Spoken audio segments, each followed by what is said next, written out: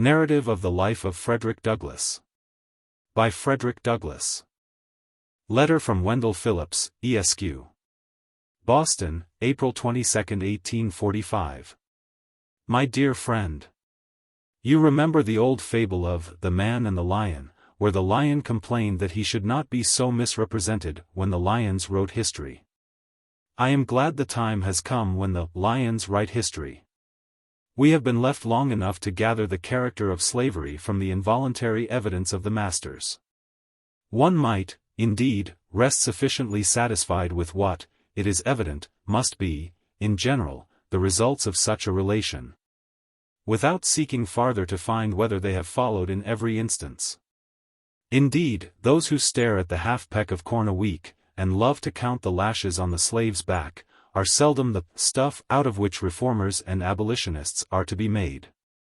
I remember that, in 1838, many were waiting for the results of the West India experiment, before they could come into our ranks. Those results have come long ago, but, alas, few of that number have come with them, as converts. A man must be disposed to judge of emancipation by other tests than whether it has increased the produce of sugar, and to hate slavery for other reasons than because it starves men and whips women, before he is ready to lay the first stone of his anti-slavery life. I was glad to learn, in your story, how early the most neglected of God's children wakened to a sense of their rights, and of the injustice done them. Experience is a keen teacher. And long before you had mastered your ABCs, or knew where the white sails of the Chesapeake were bound, you began, I see, to gauge the wretchedness of the slave, not by his hunger and want, not by his lashes and toil, but by the cruel and blighting death which gathers over his soul. In connection with this, there is one circumstance which makes your recollections peculiarly valuable, and renders your early insight the more remarkable. You come from that part of the country where we are told slavery appears with its fairest features. Let us hear, then, what it is at its best estate, gaze on its bright side, if it has one. And then imagination may task her powers to add dark lines to the picture, as she travels southward to that, for the colored man, valley of the shadow of death, where the Mississippi sweeps along. Again, we have known you long, and can put the most entire confidence in your truth, candor, and sincerity. Everyone who has heard you speak has felt, and, I am confident, everyone who reads your book will feel, persuaded that you give them a fair specimen of the whole truth. No one-sided portrait, no wholesale complaints, but strict justice done, whenever individual kindliness has neutralized, for a moment, the deadly system with which it was strangely allied. You have been with us, too, some years, and can fairly compare the twilight of rights, which your race enjoy at the North, with that noon of night under which they labor south of Mason and Dixon's line. Tell us whether, after all, the half-free colored man of Massachusetts is worse off than the pampered slave of the rice swamps.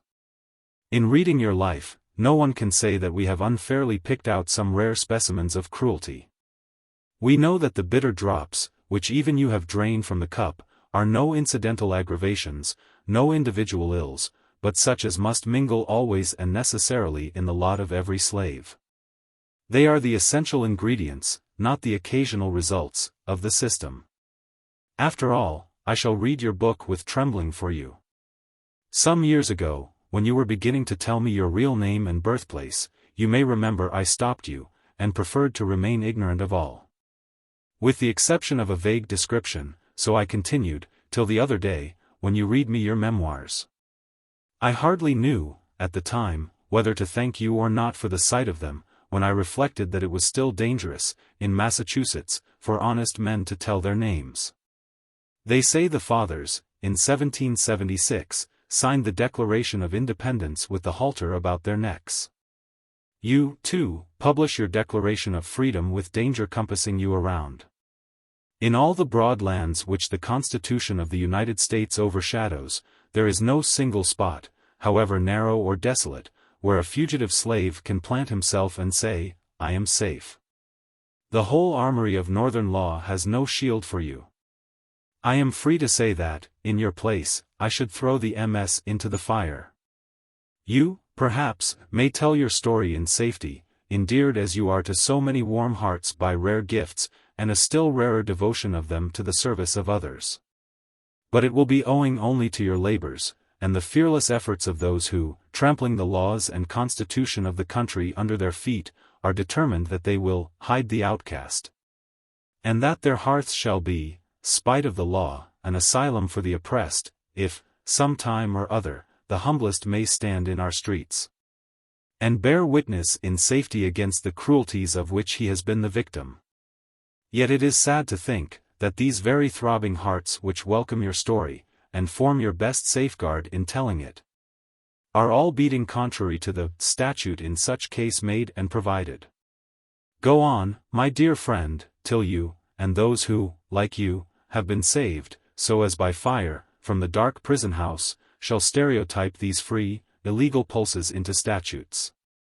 And New England, cutting loose from a blood-stained union, shall glory in being the house of refuge for the oppressed, till we no longer merely hide the outcast, or make a merit of standing idly by while he is hunted in our midst, but, consecrating anew the soil of the pilgrims as an asylum for the oppressed, proclaim our welcome to the slave so loudly, that the tones shall reach every hut in the Carolinas, and make the broken-hearted bondman leap up at the thought of old Massachusetts.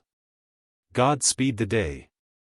Till then, and ever, yours truly, Wendell Phillips, Frederick Douglass. How do you find this book? Any thoughts about the book or the author? Any suggestion for improvement? Please take a moment to share your thoughts in a comment.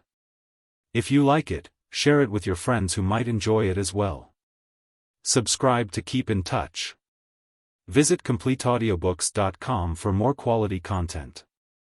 Narrative of the Life of Frederick Douglass. Chapter 1. I was born in Tuckahoe, near Hillsborough, and about 12 miles from Easton, in Talbot County, Maryland. I have no accurate knowledge of my age, never having seen any authentic record containing it. By far the larger part of the slaves know as little of their ages as horses know of theirs, and it is the wish of most masters within my knowledge to keep their slaves thus ignorant. I do not remember to have ever met a slave who could tell of his birthday. They seldom come nearer to it than planting time, harvest time, cherry time, springtime, or fall time. A want of information concerning my own was a source of unhappiness to me even during childhood. The white children could tell their ages. I could not tell why I ought to be deprived of the same privilege. I was not allowed to make any inquiries of my master concerning it. He deemed all such inquiries on the part of a slave improper and impertinent, and evidence of a restless spirit. The nearest estimate I can give makes me now between 27 and 28 years of age. I come to this, from hearing my master say, some time during 1835, I was about 17 years old. My mother was named Harriet Bailey. She was the daughter of Isaac and Betsy Bailey, both colored, and quite dark. My mother was of a darker complexion than either my grandmother or grandfather. My father was a white man. He was admitted to be such by all I ever heard speak of my parentage. The opinion was also whispered that my master was my father. But of the correctness of this opinion, I know nothing, the means of knowing was withheld from me. My mother and I were separated when I was but an infant, before I knew her as my mother. It is a common custom, in the part of Maryland from which I ran away, to part children from their mothers at a very early age. Frequently, before the child has reached its 12th month, its mother is taken from it, and hired out on some farm a considerable distance off. And the child is placed under the care of an old woman, too old for field labor. For what this separation is done, I do not know, unless it be to hinder the development of the child's affection toward its mother, and to blunt and destroy the natural affection of the mother for the child. This is the inevitable result. I never saw my mother, to know her as such, more than 4 or 5 times in my life, and each of these times was very short in duration, and at night. She was hired by a Mr. Stewart, who lived about 12 miles from my home. She made her journeys to see me in the night, traveling the whole distance on foot, after the performance of her day's work. She was a field hand, and a whipping is the penalty of not being in the field at sunrise. Unless a slave has special permission from his or her master to the contrary, a permission which they seldom get, and one that gives to him that gives it the proud name of being a kind master. I do not recollect of ever seeing my mother by the light of day. She was with me in the night. She would lie down with me, and get me to sleep, but long before I waked she was gone. Very little communication ever took place between us. Death soon ended what little we could have while she lived, and with it her hardships and suffering. She died when I was about 7 years old, on one of my master's farms, near Lee's Mill. I was not allowed to be present during her illness, at her death, or burial. She was gone long before I knew anything about it. Never having enjoyed, to any considerable extent, her soothing presence, her tender and watchful care. I received the tidings of her death with much the same emotions I should have probably felt at the death of a stranger. Called thus suddenly away, she left me without the slightest intimation of who my father was.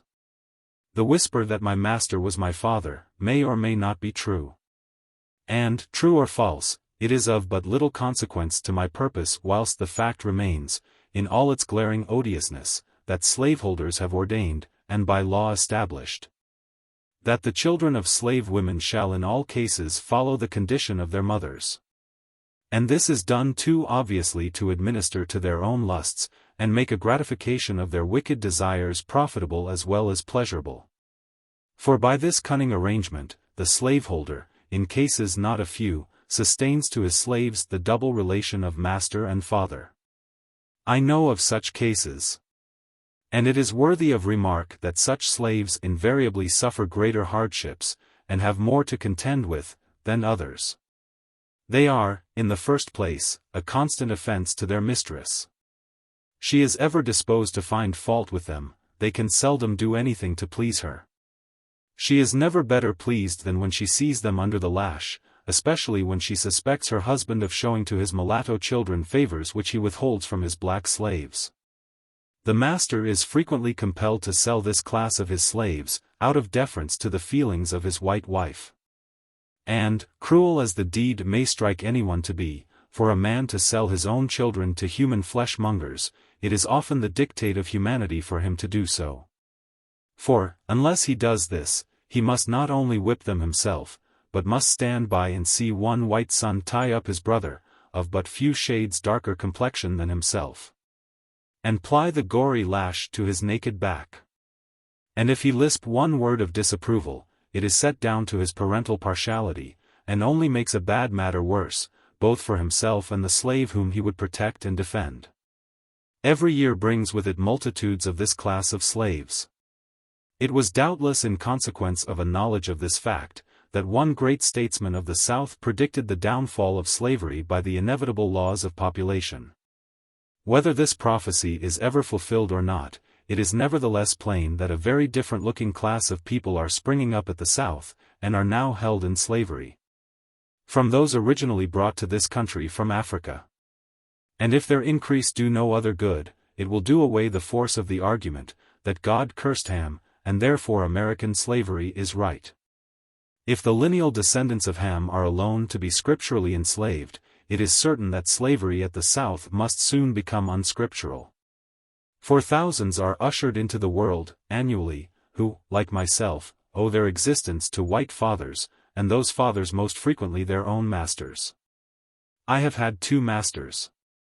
My first master's name was Anthony. I do not remember his first name. He was generally called Captain Anthony, a title which, I presume, he acquired by sailing a craft on the Chesapeake Bay. He was not considered a rich slaveholder. He owned 2 or 3 farms, and about 30 slaves. His farms and slaves were under the care of an overseer. The overseer's name was Plummer. Mr. Plummer was a miserable drunkard, a profane swearer, and a savage monster. He always went armed with a cowskin and a heavy cudgel. I have known him to cut and slash the women's heads so horribly, that even master would be enraged at his cruelty, and would threaten to whip him if he did not mind himself. Master, however, was not a humane slaveholder. It required extraordinary barbarity on the part of an overseer to affect him. He was a cruel man, hardened by a long life of slaveholding. He would at times seem to take great pleasure in whipping a slave.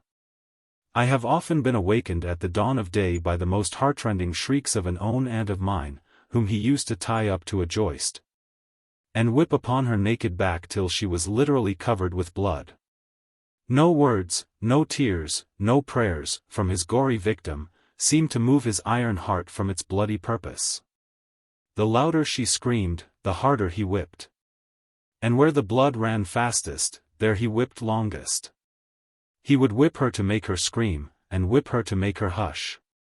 And not until overcome by fatigue, would he cease to swing the blood-clotted cowskin. I remember the first time I ever witnessed this horrible exhibition. I was quite a child, but I well remember it.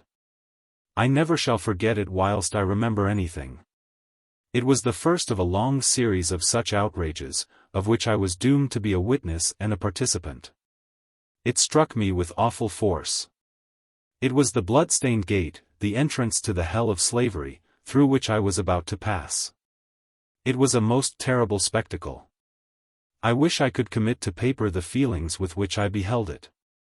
This occurrence took place very soon after I went to live with my old master, and under the following circumstances. Aunt Hester went out one night, where or for what I do not know, and happened to be absent when my master desired her presence. He had ordered her not to go out evenings, and warned her that she must never let him catch her in company with a young man, who was paying attention to her, belonging to Colonel Lloyd. The young man's name was Ned Roberts, generally called Lloyd's Ned. Why master was so careful of her, may be safely left to conjecture. She was a woman of noble form, and of graceful proportions, having very few equals, and fewer superiors, in personal appearance, among the colored or white women of our neighborhood. Aunt Hester had not only disobeyed his orders in going out, but had been found in company with Lloyd's Ned, which circumstance, I found, from what he said while whipping her, was the chief offense. Had he been a man of pure morals himself, he might have been thought interested in protecting the innocence of my aunt, but those who knew him will not suspect him of any such virtue. Before he commenced whipping Aunt Hester, he took her into the kitchen, and stripped her from neck to waist, leaving her neck, shoulders, and back, entirely naked. He then told her to cross her hands, calling her at the same time A.D., D.B., H. After crossing her hands, he tied them with a strong rope, and led her to a stool under a large hook in the joist, put in for the purpose. He made her get upon the stool, and tied her hands to the hook. She now stood fair for his infernal purpose. Her arms were stretched up at their full length, so that she stood upon the ends of her toes. He then said to her, "Now, you'd, D.B., H., I'll learn you how to disobey my orders." And after rolling up his sleeves, he commenced to lay on the heavy cowskin, and soon the warm, red blood, amid heartrending shrieks from her, and horrid oaths from him, came dripping to the floor. I was so terrified and horror-stricken at the sight, that I hid myself in a closet, and dared not venture out till long after the bloody transaction was over. I expected it would be my turn next. It was all new to me. I had never seen anything like it before. I had always lived with my grandmother on the outskirts of the plantation, where she was put to raise the children of the younger women. I had therefore been, until now, out of the way of the bloody scenes that often occurred on the plantation. Chapter 2. My master's family consisted of 2 sons, Andrew and Richard, 1 daughter, Lucretia, and her husband, Captain Thomas Auld. They lived in one house, upon the home plantation of Colonel Edward Lloyd. My master was Colonel Lloyd's clerk and superintendent. He was what might be called the overseer of the overseers. I spent 2 years of childhood on this plantation in my old master's family. It was here that I witnessed the bloody transaction recorded in the first chapter. And as I received my first impressions of slavery on this plantation, I will give some description of it, and of slavery as it there existed. The plantation is about 12 miles north of Easton, in Talbot County, and is situated on the border of Miles River. The principal products raised upon it were tobacco, corn, and wheat. These were raised in great abundance. So that, with the products of this and the other farms belonging to him, he was able to keep in almost constant employment a large sloop, in carrying them to market at Baltimore. This sloop was named Sally Lloyd, in honor of one of the colonel's daughters. My master's son-in-law, Captain Auld, was master of the vessel. She was otherwise manned by the colonel's own slaves. Their names were Peter, Isaac, Rich, and Jake. These were esteemed very highly by the other slaves, and looked upon as the privileged ones of the plantation. For it was no small affair, in the eyes of the slaves, to be allowed to see Baltimore. Colonel Lloyd kept from 300 to 400 slaves on his home plantation, and owned a large number more on the neighboring farms belonging to him. The names of the farms nearest to the home plantation were Whitetown and New Design. Whitetown was under the overseership of a man named Noah Willis. New Design was under the overseership of a Mr. Townsend. The overseers of these, and all the rest of the farms, numbering over 20, received advice and direction from the managers of the home plantation. This was the great business place. It was the seat of government for the whole 20 farms. All disputes among the overseers were settled here. If a slave was convicted of any high misdemeanor, became unmanageable, or evinced a determination to run away, he was brought immediately here, severely whipped, put on board the sloop, carried to Baltimore, and sold to Austin Woolfolk, or some other slave trader, as a warning to the slaves remaining. Here, too, the slaves of all the other farms received their monthly allowance of food, and their yearly clothing. The men and women slaves received, as their monthly allowance of food, 8 pounds of pork, or its equivalent in fish, and 1 bushel of corn meal. Their yearly clothing consisted of 2 coarse linen shirts, 1 pair of linen trousers, like the shirts, 1 jacket, 1 pair of trousers for winter, made of coarse negro cloth, 1 pair of stockings, and 1 pair of shoes. The whole of which could not have cost more than $7. The allowance of the slave children was given to their mothers, or the old women having the care of them. The children unable to work in the field had neither shoes, stockings, jackets, nor trousers, given to them. Their clothing consisted of 2 coarse linen shirts per year. When these failed them, they went naked until the next allowance day. Children from 7 to 10 years old, of both sexes, almost naked, might be seen at all seasons of the year. There were no beds given the slaves, unless 1 coarse blanket be considered such, and none but the men and women had these. This, however, is not considered a very great privation. They find less difficulty from the want of beds, than from the want of time to sleep.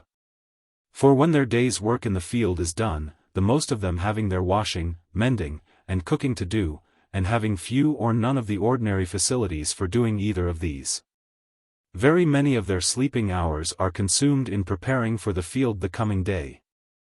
And when this is done, old and young, male and female, married and single, drop down side by side, on one common bed, the cold, damp floor, each covering himself or herself with their miserable blankets.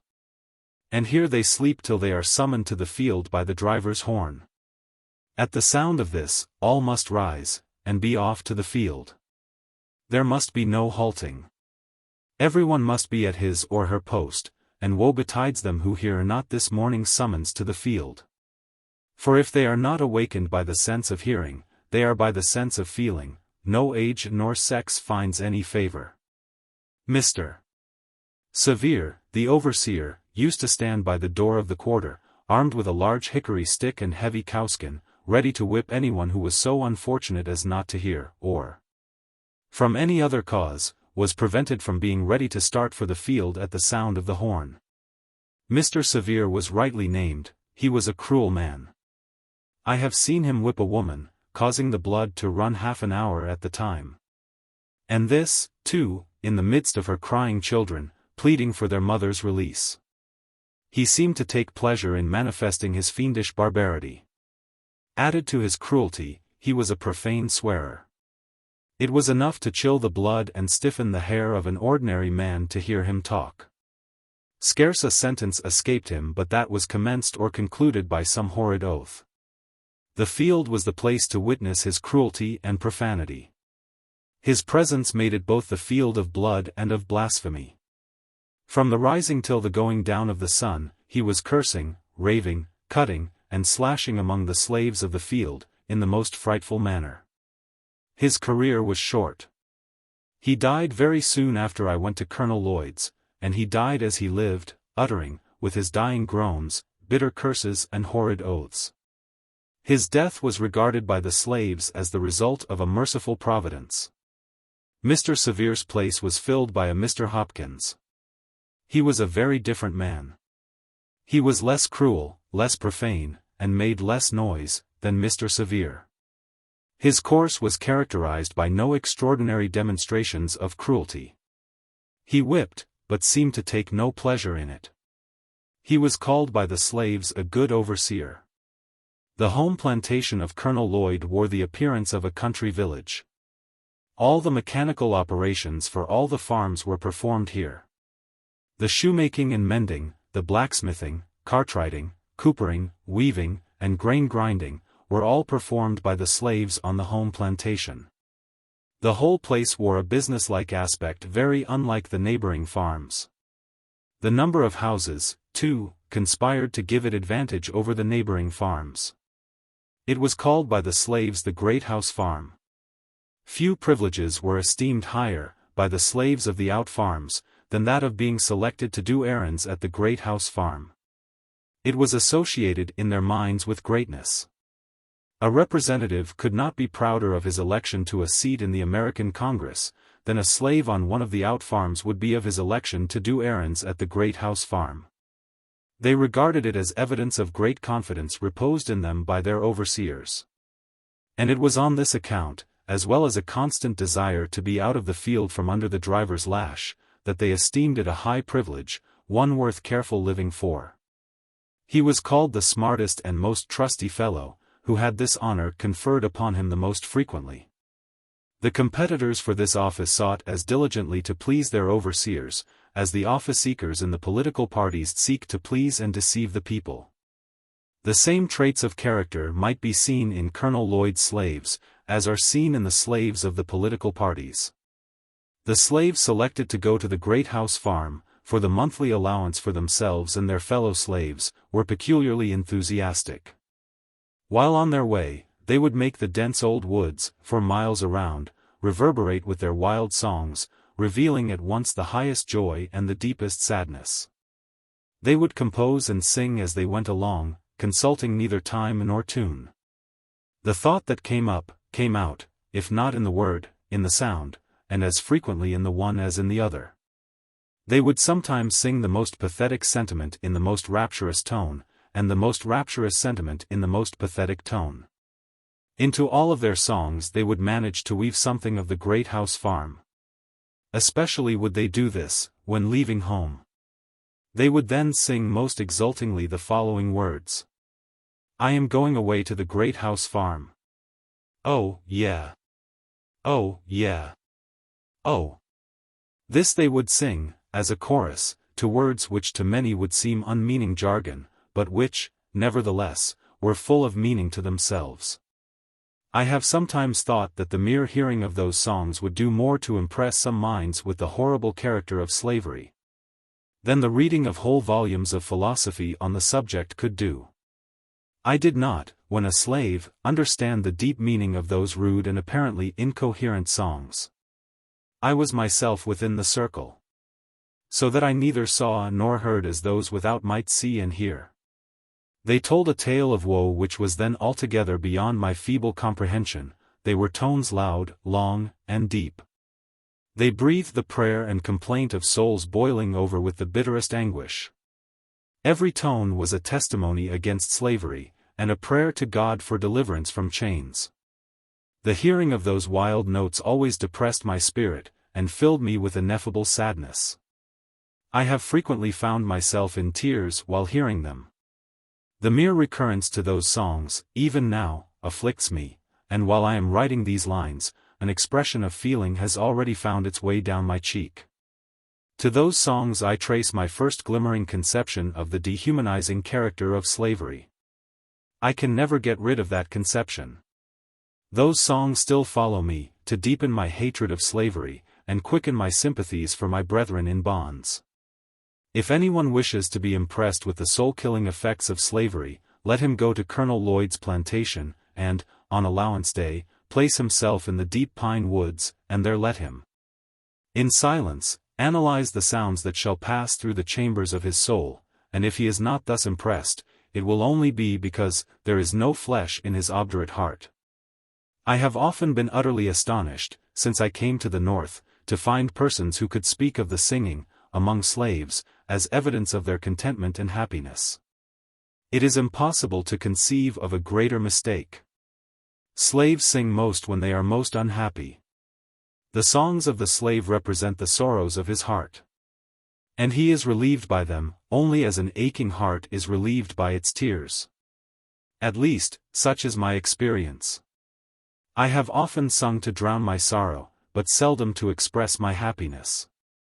Crying for joy, and singing for joy, were alike uncommon to me while in the jaws of slavery.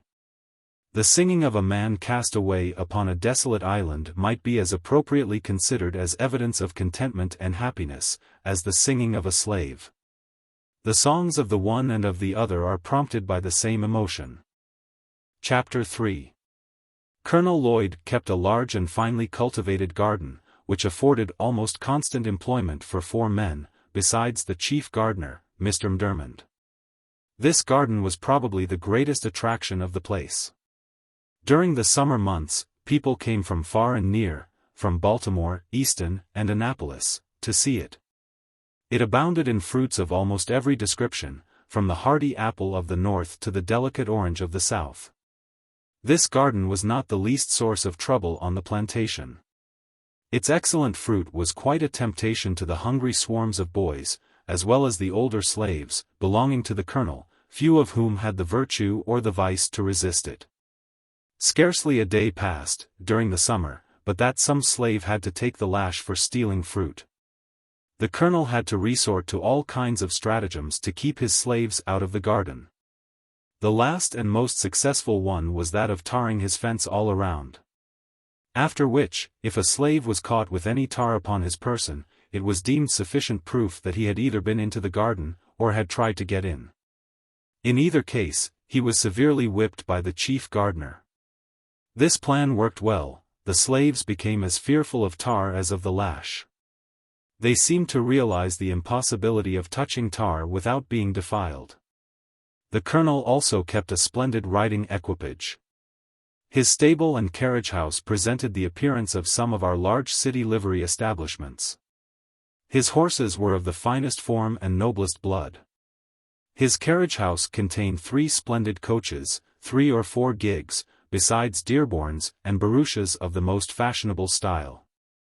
This establishment was under the care of 2 slaves, old Barney and young Barney, father and son. To attend to this establishment was their sole work. But it was by no means an easy employment.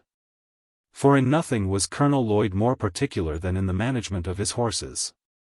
The slightest inattention to these was unpardonable, and was visited upon those, under whose care they were placed, with the severest punishment. No excuse could shield them, if the colonel only suspected any want of attention to his horses, a supposition which he frequently indulged, and one which, of course, made the office of old and young Barney a very trying one. They never knew when they were safe from punishment. They were frequently whipped when least deserving, and escaped whipping when most deserving it. Everything depended upon the looks of the horses, and the state of Colonel Lloyd's own mind when his horses were brought to him for use.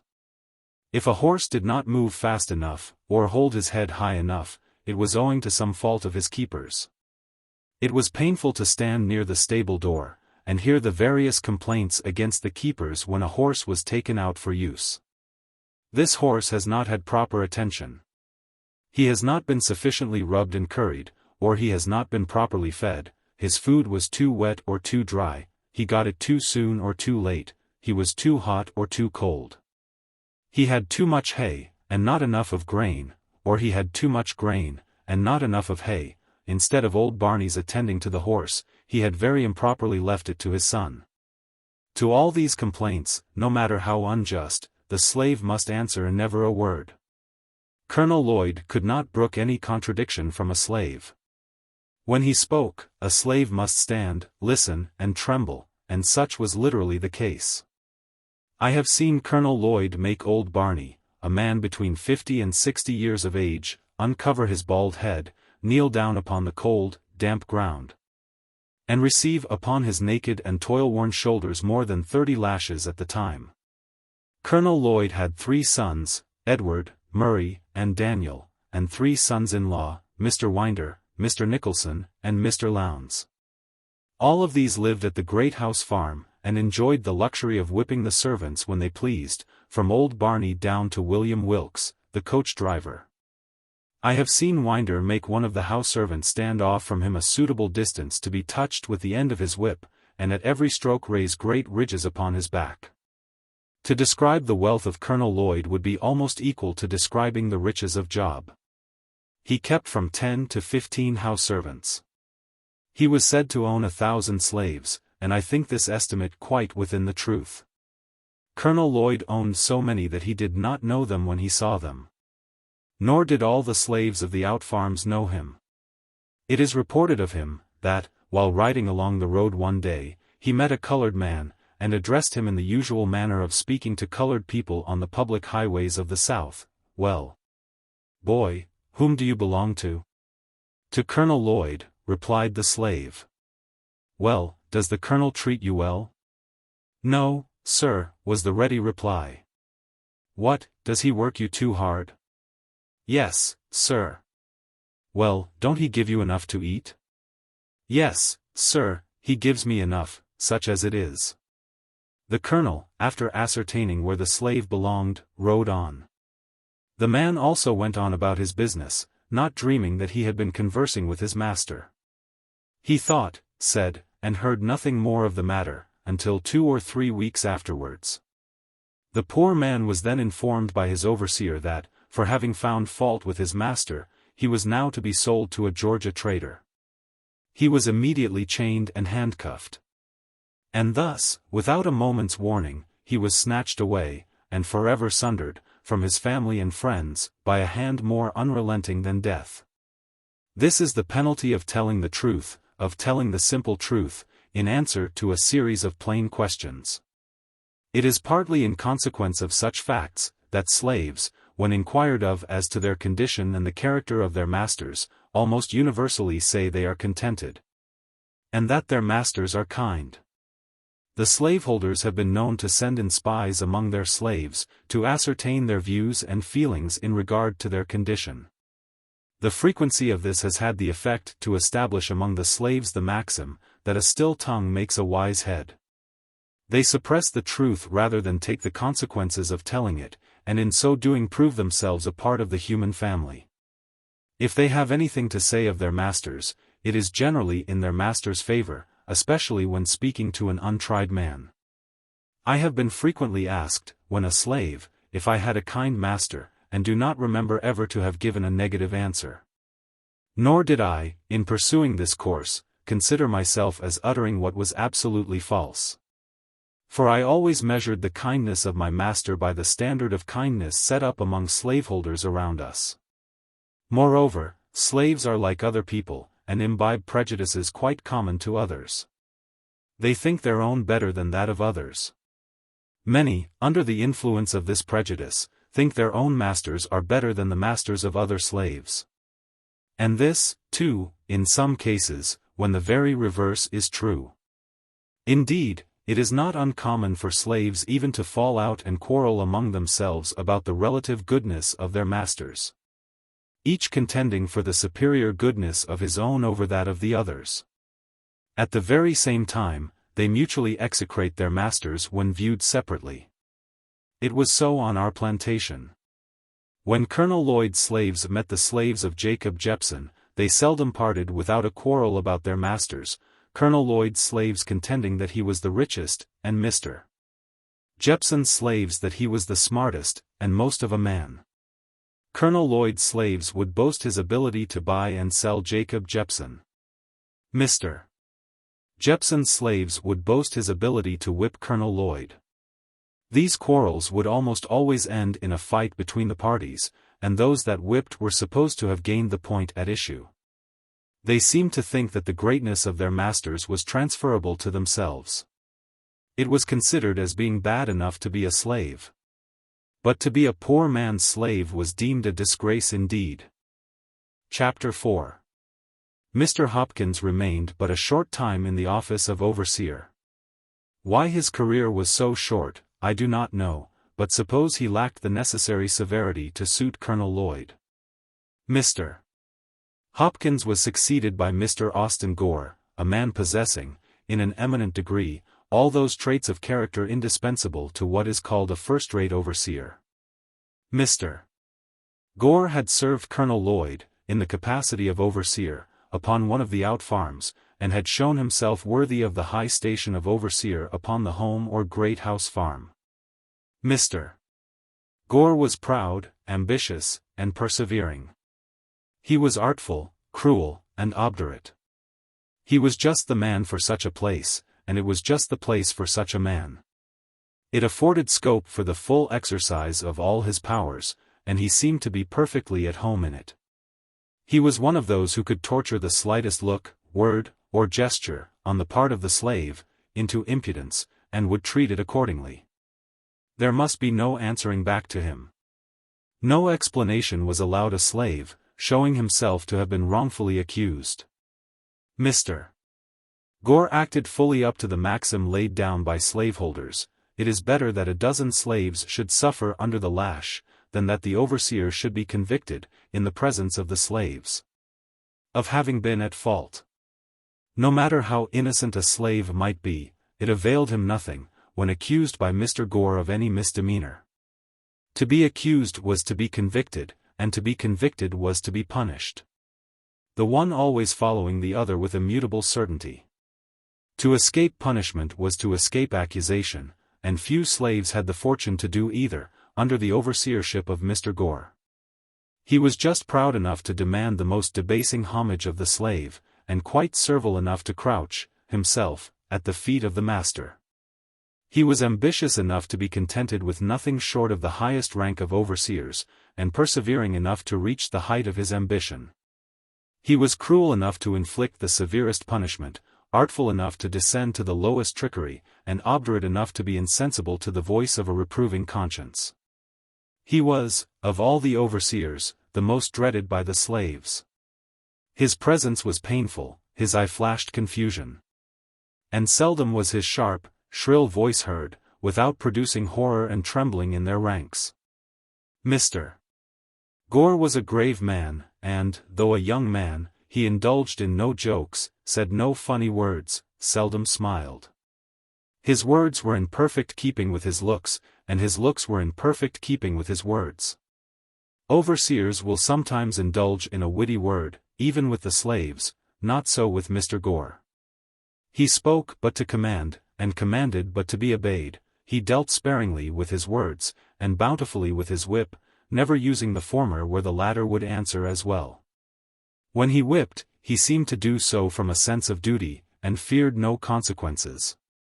He did nothing reluctantly, no matter how disagreeable, always at his post, never inconsistent.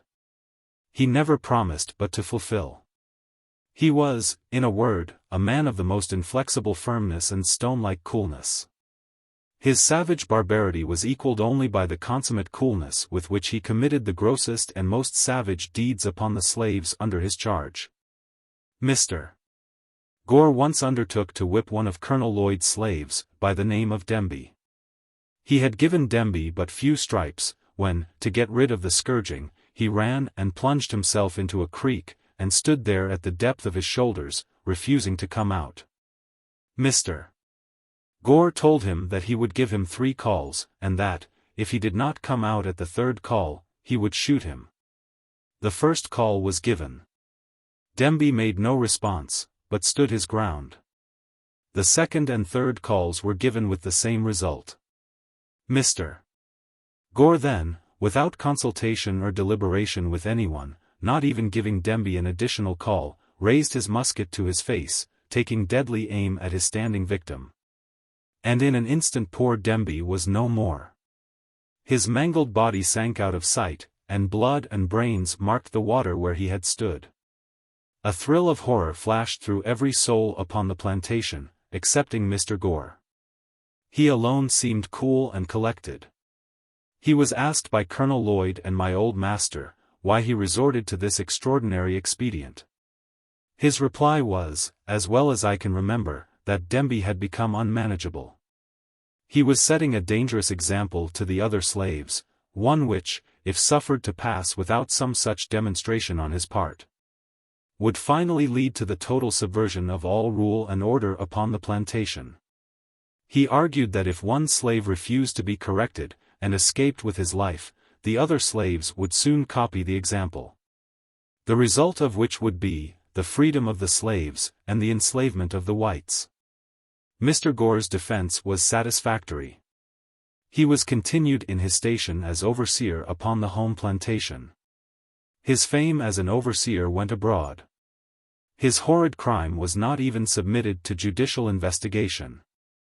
It was committed in the presence of slaves, and they of course could neither institute a suit, nor testify against him. And thus the guilty perpetrator of one of the bloodiest and most foul murders goes unwhipped of justice, and uncensured by the community in which he lives. Mr. Gore lived in St. Michael's, Talbot County, Maryland, when I left there, and if he is still alive, he very probably lives there now. And if so, he is now, as he was then, as highly esteemed and as much respected as though his guilty soul had not been stained with his brother's blood.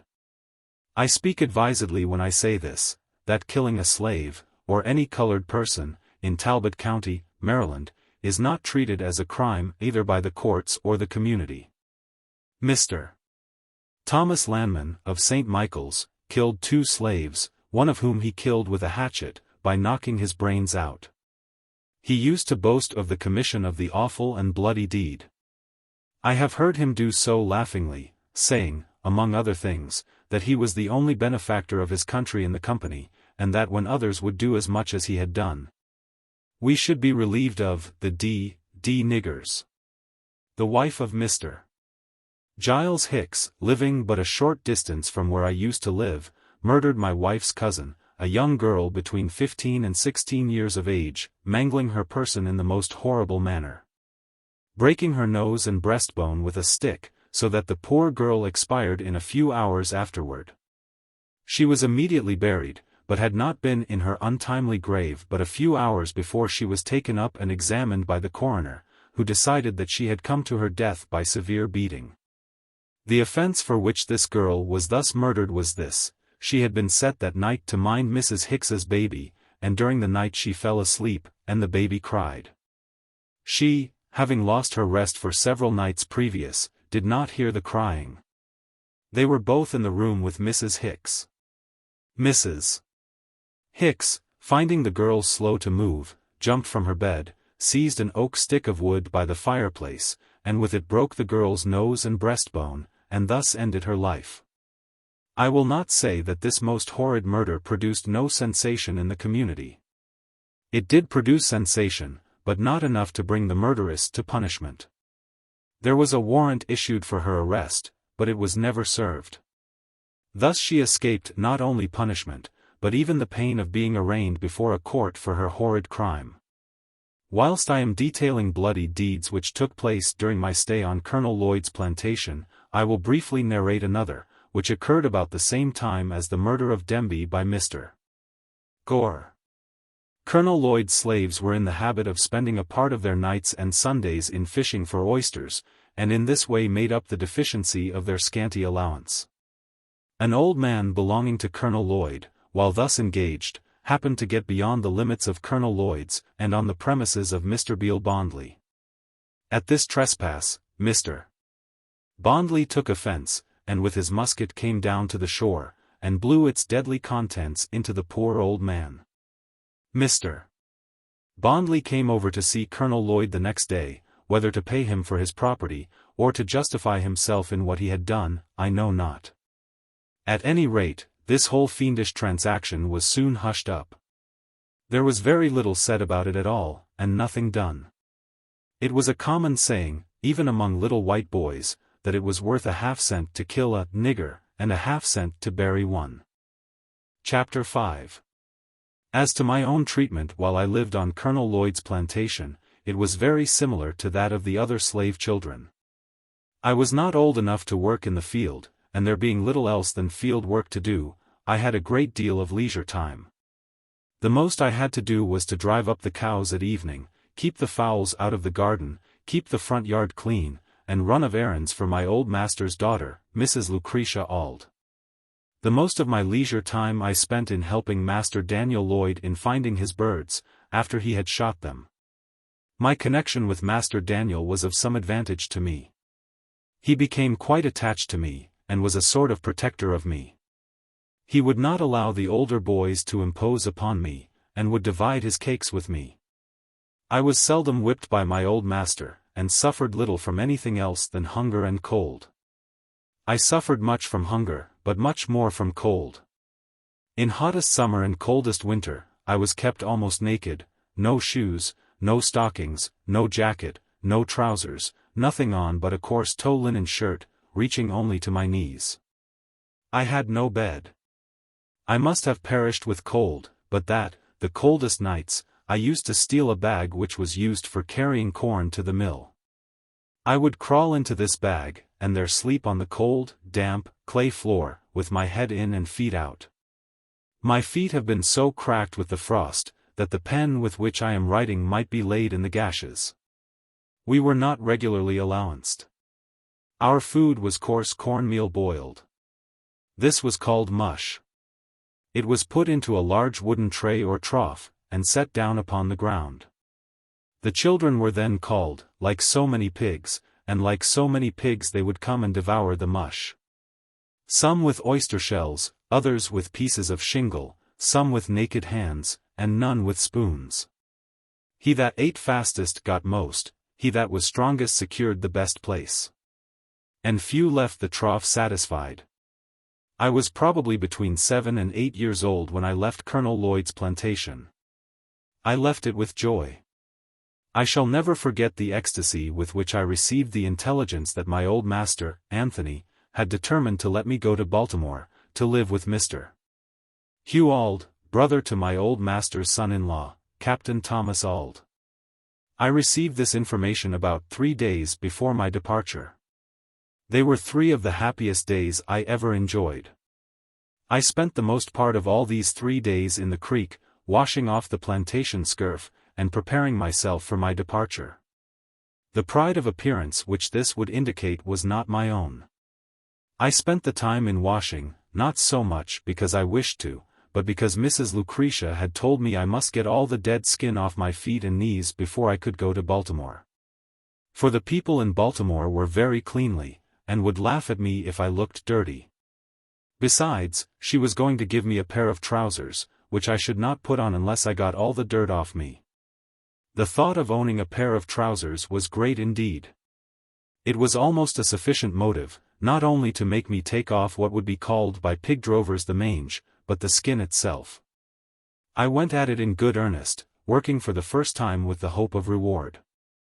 The ties that ordinarily bind children to their homes were all suspended in my case. I found no severe trial in my departure. My home was charmless, it was not home to me. On parting from it, I could not feel that I was leaving anything which I could have enjoyed by staying. My mother was dead, my grandmother lived far off, so that I seldom saw her. I had 2 sisters and 1 brother, that lived in the same house with me. But the early separation of us from our mother had well nigh blotted the fact of our relationship from our memories. I looked for home elsewhere, and was confident of finding none which I should relish less than the one which I was leaving. If, however, I found in my new home hardship, hunger, whipping, and nakedness, I had the consolation that I should not have escaped any one of them by staying. Having already had more than a taste of them in the house of my old master, and having endured them there, I very naturally inferred my ability to endure them elsewhere, and especially at Baltimore. For I had something of the feeling about Baltimore that is expressed in the proverb, that being hanged in England is preferable to dying a natural death in Ireland. I had the strongest desire to see Baltimore.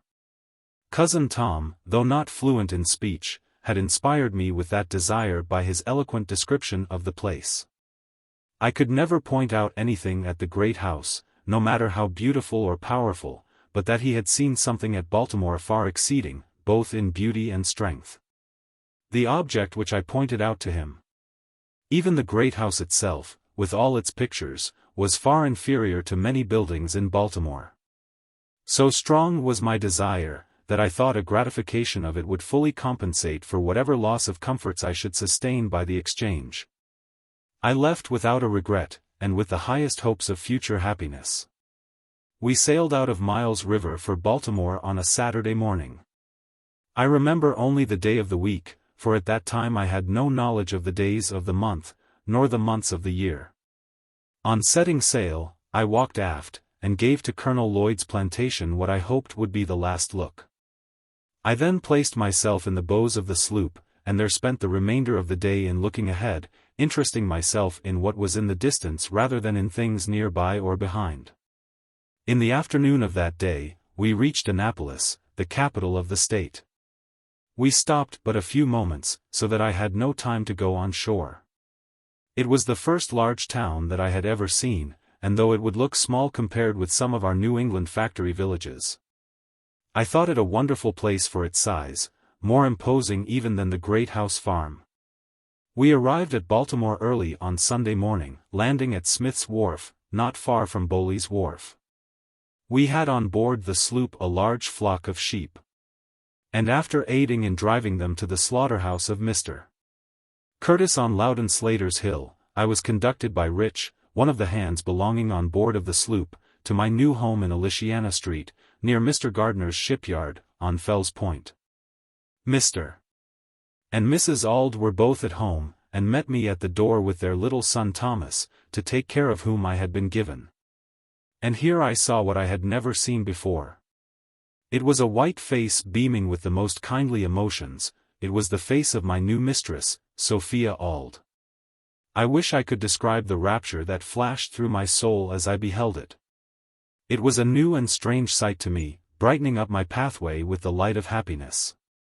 Little Thomas was told, there was his Freddie, and I was told to take care of little Thomas.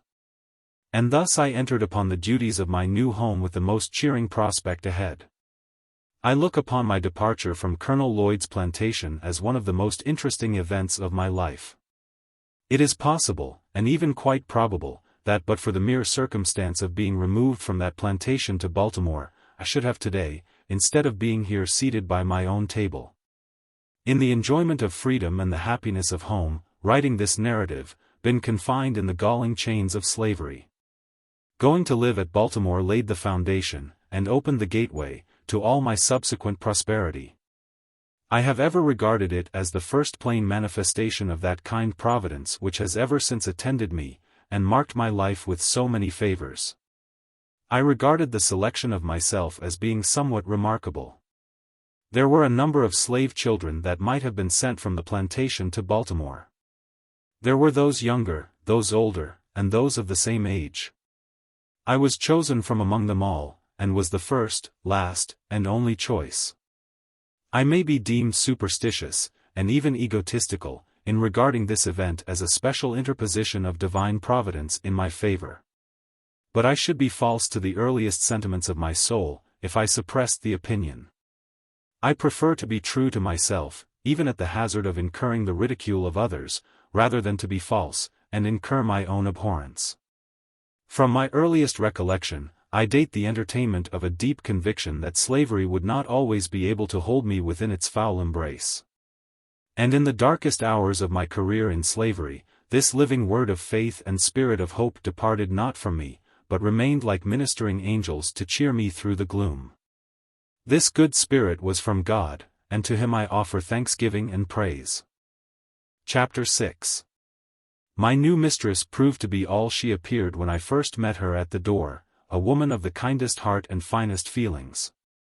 She had never had a slave under her control previously to myself, and prior to her marriage she had been dependent upon her own industry for a living.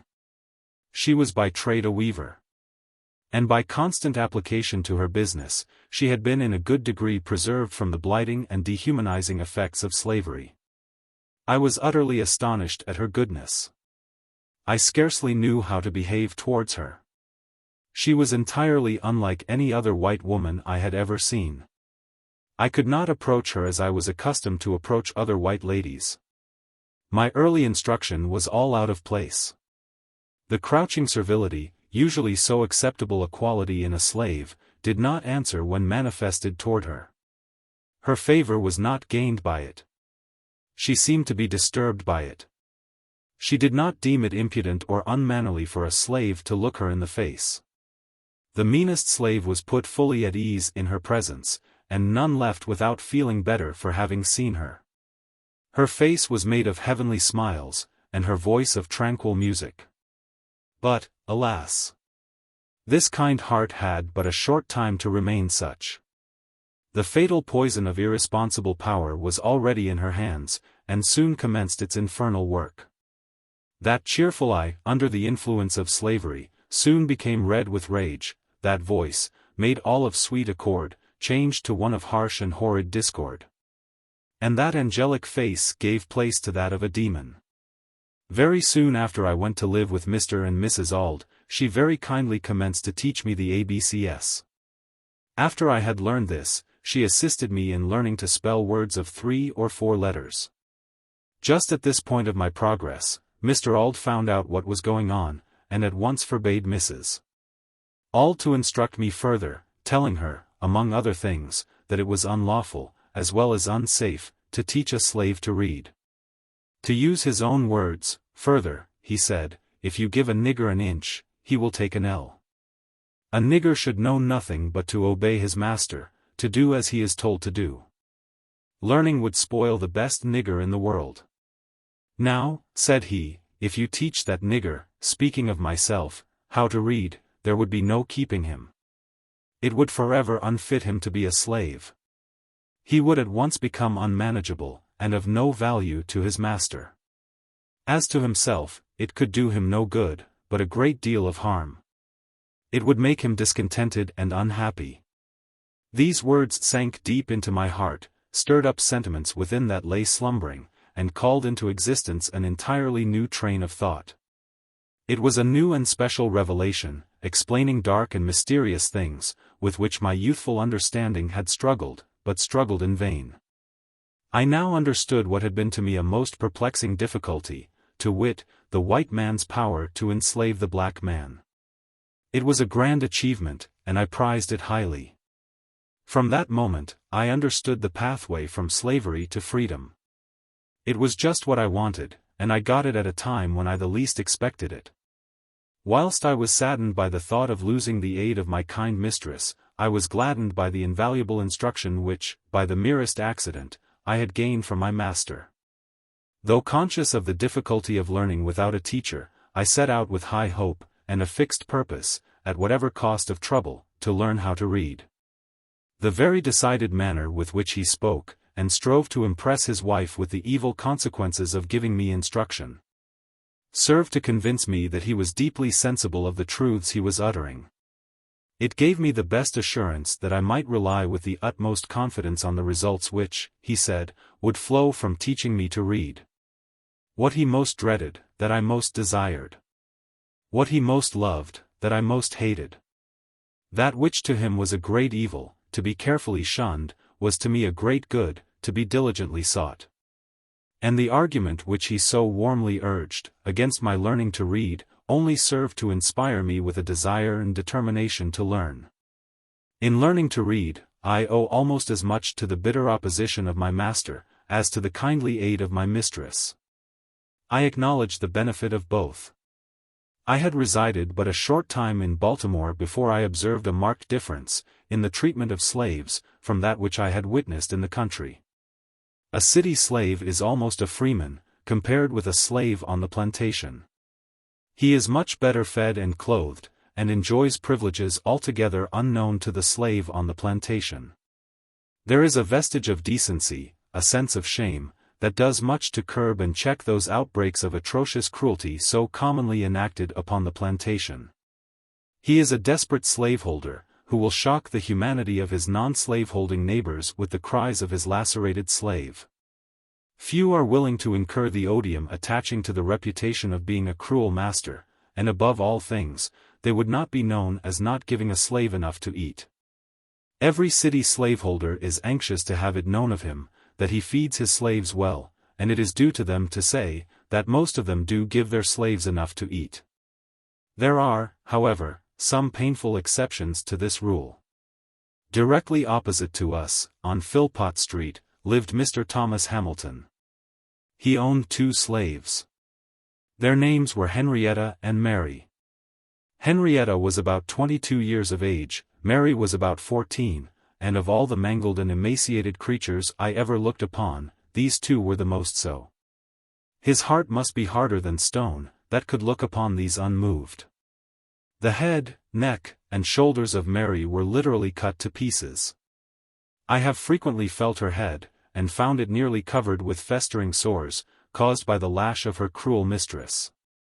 I do not know that her master ever whipped her, but I have been an eyewitness to the cruelty of Mrs. Hamilton. I used to be in Mr. Hamilton's house nearly every day. Mrs. Hamilton used to sit in a large chair in the middle of the room, with a heavy cowskin always by her side, and scarce an hour passed during the day but was marked by the blood of one of these slaves.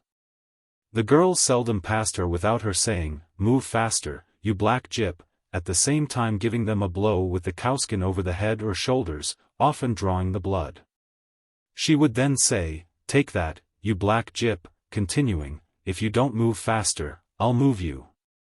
Added to the cruel lashings to which these slaves were subjected, they were kept nearly half-starved. They seldom knew what it was to eat a full meal. I have seen Mary contending with the pigs for the offal thrown into the street. So much was Mary kicked and cut to pieces, that she was oftener called pecked than by her name. Chapter 7. I lived in Master Hugh's family about 7 years. During this time, I succeeded in learning to read and write.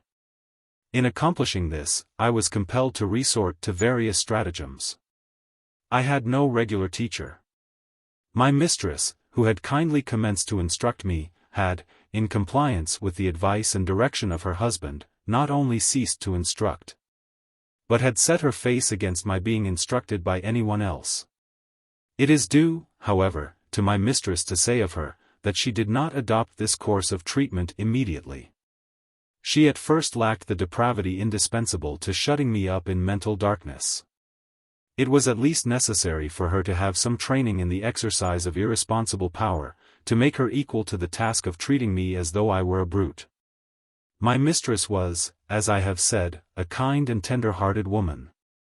And in the simplicity of her soul she commenced, when I first went to live with her, to treat me as she supposed one human being ought to treat another.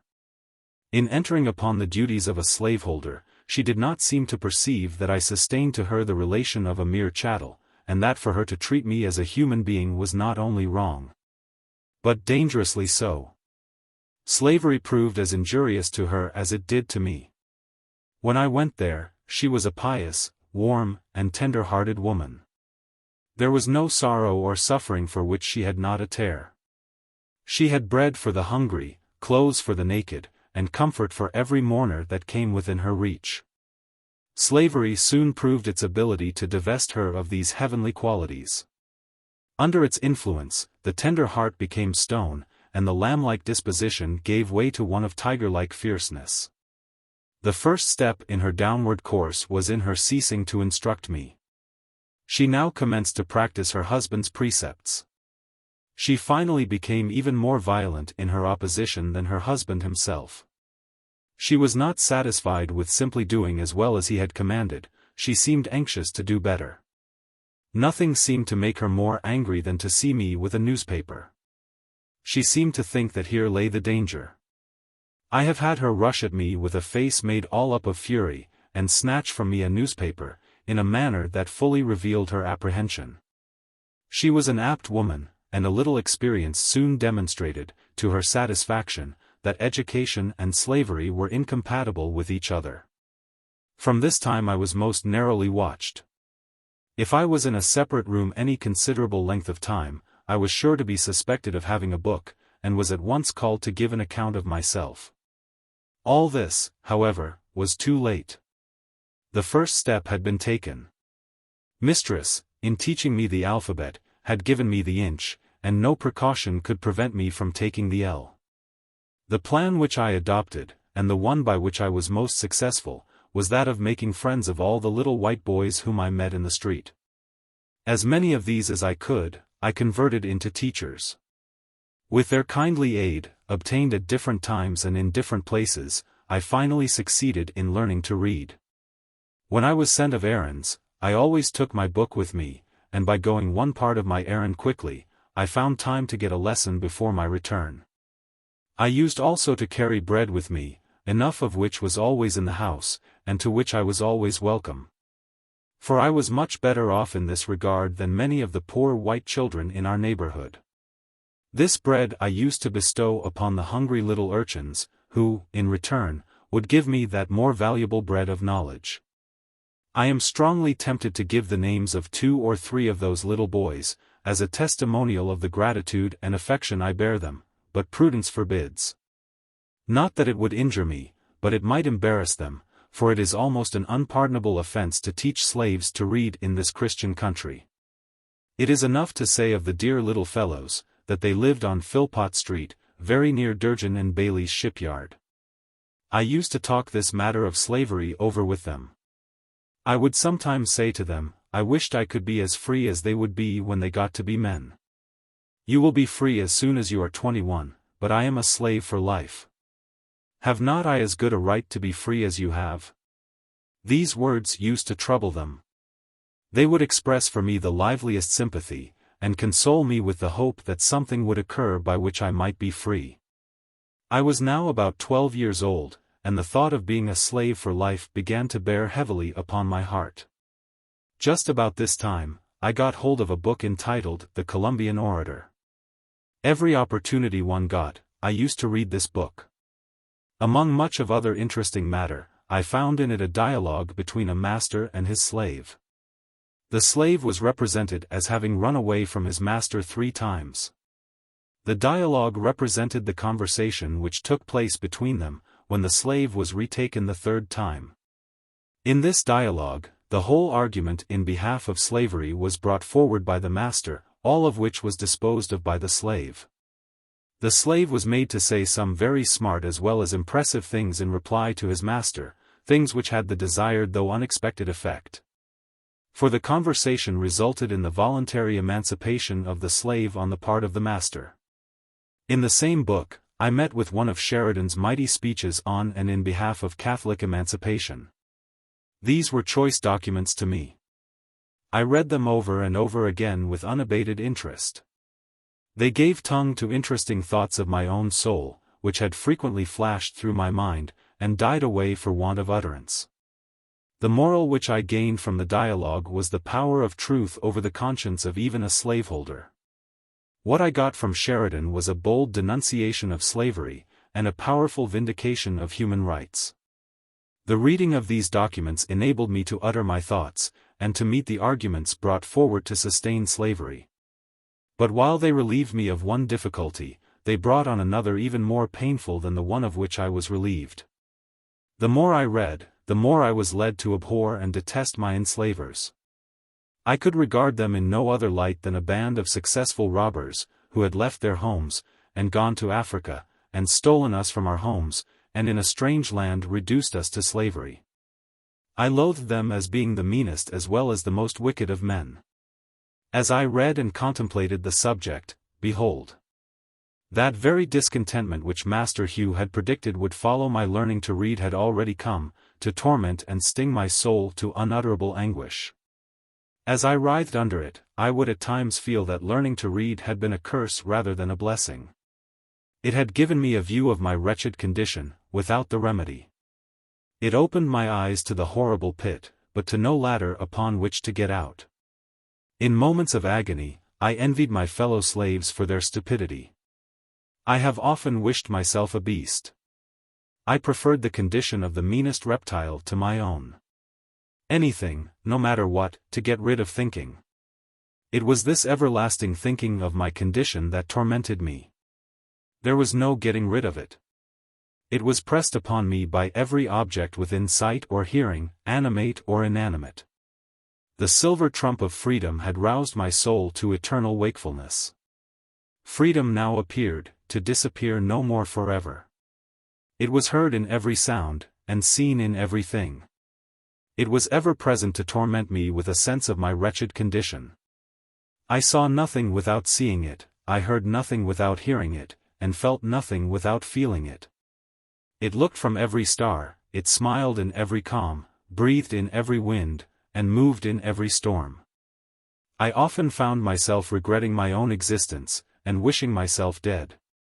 And but for the hope of being free, I have no doubt but that I should have killed myself, or done something for which I should have been killed. While in this state of mind, I was eager to hear anyone speak of slavery. I was a ready listener. Every little while, I could hear something about the abolitionists. It was some time before I found what the word meant. It was always used in such connections as to make it an interesting word to me. If a slave ran away and succeeded in getting clear, or if a slave killed his master, set fire to a barn, or did anything very wrong in the mind of a slaveholder, it was spoken of as the fruit of abolition. Hearing the word in this connection very often, I set about learning what it meant. The dictionary afforded me little or no help. I found it was the act of abolishing. But then I did not know what was to be abolished. Here I was perplexed. I did not dare to ask anyone about its meaning, for I was satisfied that it was something they wanted me to know very little about. After a patient waiting, I got one of our city papers, containing an account of the number of petitions from the North, praying for the abolition of slavery in the District of Columbia, and of the slave trade between the states. From this time I understood the words abolition and abolitionist, and always drew near when that word was spoken, expecting to hear something of importance to myself and fellow slaves. The light broke in upon me by degrees. I went one day down on the wharf of Mr. Waters, and seeing two Irishmen unloading a scow of stone, I went, unasked, and helped them. When we had finished, one of them came to me and asked me if I were a slave. I told him I was. He asked, "Are ye a slave for life?" I told him that I was. The good Irishman seemed to be deeply affected by the statement. He said to the other that it was a pity so fine a little fellow as myself should be a slave for life. He said it was a shame to hold me. They both advised me to run away to the North, that I should find friends there, and that I should be free. I pretended not to be interested in what they said, and treated them as if I did not understand them, for I feared they might be treacherous. White men have been known to encourage slaves to escape, and then, to get the reward, catch them and return them to their masters. I was afraid that these seemingly good men might use me so. But I nevertheless remembered their advice, and from that time I resolved to run away. I looked forward to a time at which it would be safe for me to escape. I was too young to think of doing so immediately. Besides, I wished to learn how to write, as I might have occasion to write my own pass. I consoled myself with the hope that I should one day find a good chance. Meanwhile, I would learn to write. The idea as to how I might learn to write was suggested to me by being in Durgin and Bailey's shipyard, and frequently seeing the ship carpenters, after hewing and getting a piece of timber ready for use, write on the timber the name of that part of the ship for which it was intended. When a piece of timber was intended for the larboard side, it would be marked thus, L. When a piece was for the starboard side, it would be marked thus, S. A piece for the larboard side forward, would be marked thus, LF. When a piece was for starboard side forward, it would be marked thus, SF. For larboard aft, it would be marked thus, LA. For starboard aft, it would be marked thus, SA. I soon learned the names of these letters, and for what they were intended when placed upon a piece of timber in the shipyard. I immediately commenced copying them, and in a short time was able to make the 4 letters named. After that, when I met with any boy who I knew could write, I would tell him I could write as well as he. The next word would be, "I don't believe you. Let me see you try it." I would then make the letters which I had been so fortunate as to learn, and ask him to beat that. In this way I got a good many lessons in writing, which it is quite possible I should never have gotten in any other way. During this time, my copybook was the board fence, brick wall, and pavement. My pen and ink was a lump of chalk. With these, I learned mainly how to write. I then commenced and continued copying the italics in Webster's spelling book, until I could make them all without looking on the book. By this time, my little master Thomas had gone to school, and learned how to write, and had written over a number of copybooks. These had been brought home, and shown to some of our near neighbors, and then laid aside. My mistress used to go to class meeting at the Wilk Street Meeting House every Monday afternoon, and leave me to take care of the house. When left thus, I used to spend the time in writing in the spaces left in Master Thomas's copybook, copying what he had written. I continued to do this until I could write a hand very similar to that of Master Thomas. Thus, after a long, tedious effort for years, I finally succeeded in learning how to write. Chapter 8. In a very short time after I went to live at Baltimore, my old master's youngest son Richard died. And in about 3 years and 6 months after his death, my old master, Captain Anthony, died, leaving only his son, Andrew, and daughter, Lucretia, to share his estate. He died while on a visit to see his daughter at Hillsborough. Cut off thus unexpectedly, he left no will as to the disposal of his property. It was therefore necessary to have a valuation of the property, that it might be equally divided between Mrs. Lucretia and Master Andrew. I was immediately sent for, to be valued with the other property. Here again my feelings rose up in detestation of slavery. I had now a new conception of my degraded condition. Prior to this, I had become, if not insensible to my lot, at least partly so. I left Baltimore with a young heart overborne with sadness, and a soul full of apprehension. I took passage with Captain Rowe, in the schooner Wild Cat, and, after a sail of about 24 hours, I found myself near the place of my birth. I had now been absent from it almost, if not quite, 5 years.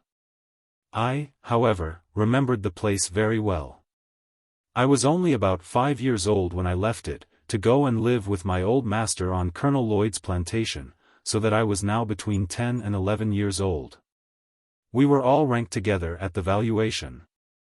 Men and women, old and young, married and single, were ranked with horses, sheep, and swine.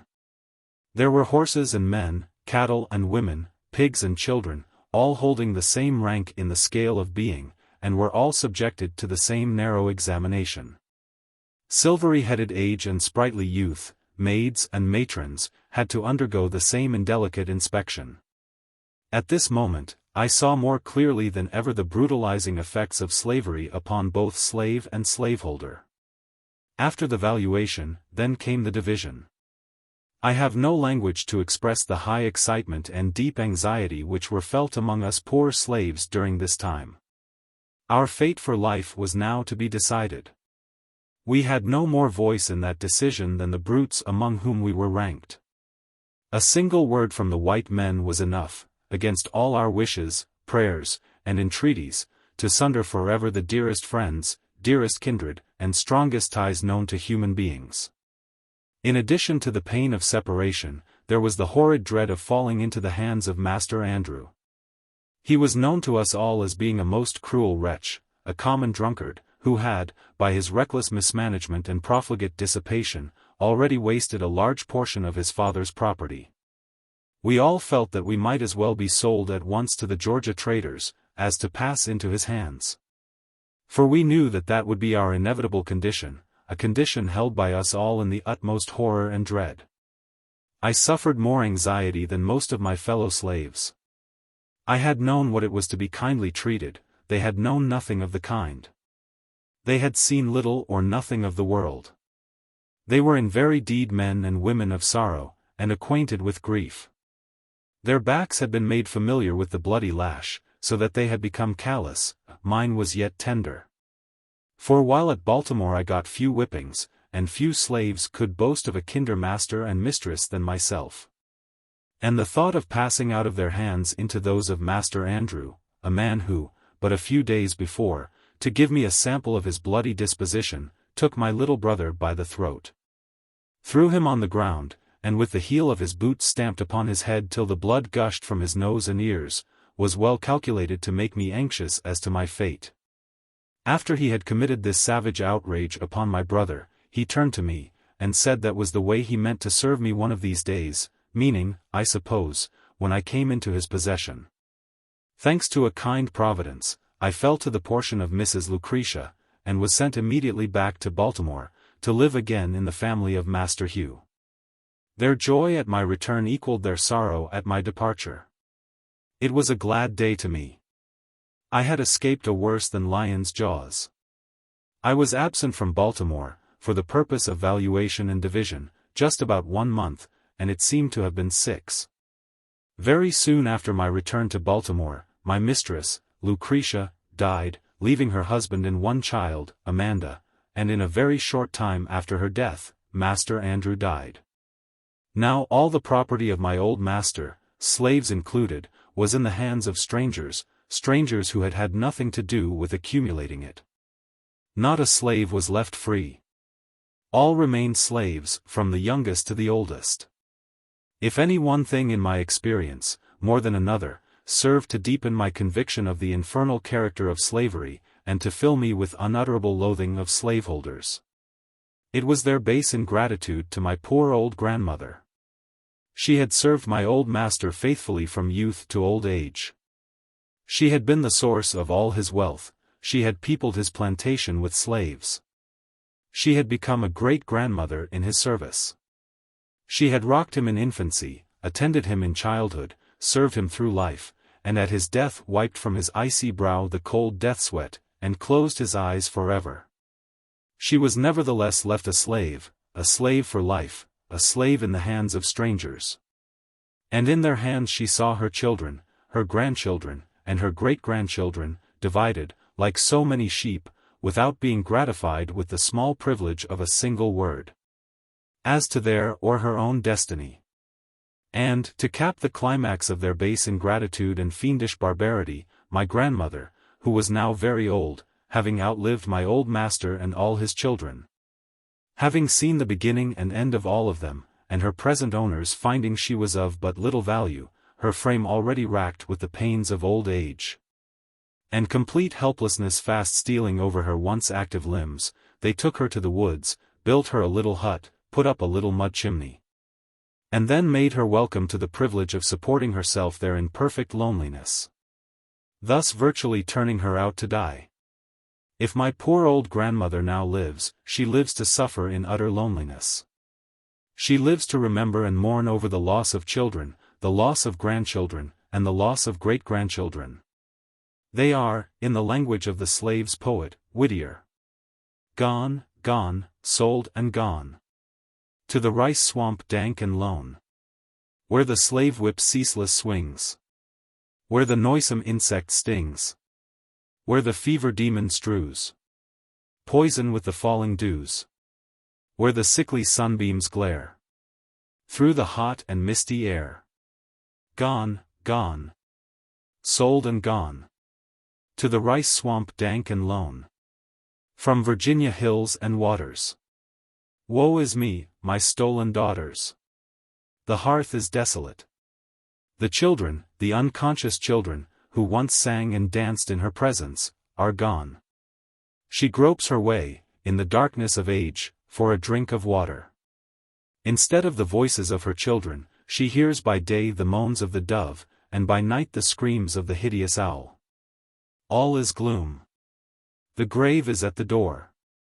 And now, when weighed down by the pains and aches of old age, when the head inclines to the feet, when the beginning and ending of human existence meet, and helpless infancy and painful old age combine together, at this time, this most needful time, The time for the exercise of that tenderness and affection which children only can exercise towards a declining parent, my poor old grandmother, the devoted mother of 12 children, is left all alone, in yonder little hut, before a few dim embers. She stands, she sits, she staggers, she falls, she groans, she dies, and there are none of her children or grandchildren present, to wipe from her wrinkled brow the cold sweat of death, or to place beneath the sod her fallen remains. Will not a righteous God visit for these things? In about 2 years after the death of Mrs. Lucretia, Master Thomas married his second wife. Her name was Rowena Hamilton. She was the eldest daughter of Mr. William Hamilton. Master now lived in St. Michael's. Not long after his marriage, a misunderstanding took place between himself and Master Hugh. And as a means of punishing his brother, he took me from him to live with himself at St. Michael's. Here I underwent another most painful separation. It, however, was not so severe as the one I dreaded at the division of property, for, during this interval, a great change had taken place in Master Hugh and his once kind and affectionate wife. The influence of brandy upon him, and of slavery upon her, had effected a disastrous change in the characters of both. So that, as far as they were concerned, I thought I had little to lose by the change. But it was not to them that I was attached. It was to those little Baltimore boys that I felt the strongest attachment. I had received many good lessons from them, and was still receiving them, and the thought of leaving them was painful indeed. I was leaving, too, without the hope of ever being allowed to return. Master Thomas had said he would never let me return again. The barrier betwixt himself and brother he considered impassable. I then had to regret that I did not at least make the attempt to carry out my resolution to run away, for the chances of success are tenfold greater from the city than from the country. I sailed from Baltimore for St. Michael's in the sloop Amanda, Captain Edward Dodson. On my passage, I paid particular attention to the direction which the steamboats took to go to Philadelphia. I found, instead of going down, on reaching North Point they went up the bay, in a northeasterly direction. I deemed this knowledge of the utmost importance. My determination to run away was again revived. I resolved to wait only so long as the offering of a favorable opportunity. When that came, I was determined to be off. Chapter 9. I have now reached a period of my life when I can give dates. I left Baltimore, and went to live with Master Thomas Auld, at St. Michael's, in March, 1832. It was now more than 7 years since I lived with him in the family of my old master, on Colonel Lloyd's plantation. We of course were now almost entire strangers to each other. He was to me a new master, and I to him a new slave. I was ignorant of his temper and disposition, he was equally so of mine.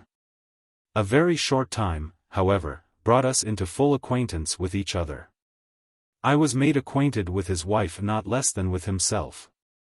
They were well matched, being equally mean and cruel. I was now, for the first time during a space of more than 7 years, made to feel the painful gnawings of hunger, a something which I had not experienced before since I left Colonel Lloyd's plantation. It went hard enough with me then, when I could look back to no period at which I had enjoyed a sufficiency. It was tenfold harder after living in Master Hugh's family, where I had always had enough to eat, and of that which was good. I have said Master Thomas was a mean man. He was so. Not to give a slave enough to eat, is regarded as the most aggravated development of meanness even among slaveholders. The rule is, no matter how coarse the food, only let there be enough of it. This is the theory, and in the part of Maryland from which I came, it is the general practice, though there are many exceptions. Master Thomas gave us enough of neither coarse nor fine food. There were 4 slaves of us in the kitchen, my sister Eliza, my Aunt Priscilla, Henny, and myself. And we were allowed less than a half of a bushel of cornmeal per week, and very little else, either in the shape of meat or vegetables. It was not enough for us to subsist upon. We were therefore reduced to the wretched necessity of living at the expense of our neighbors.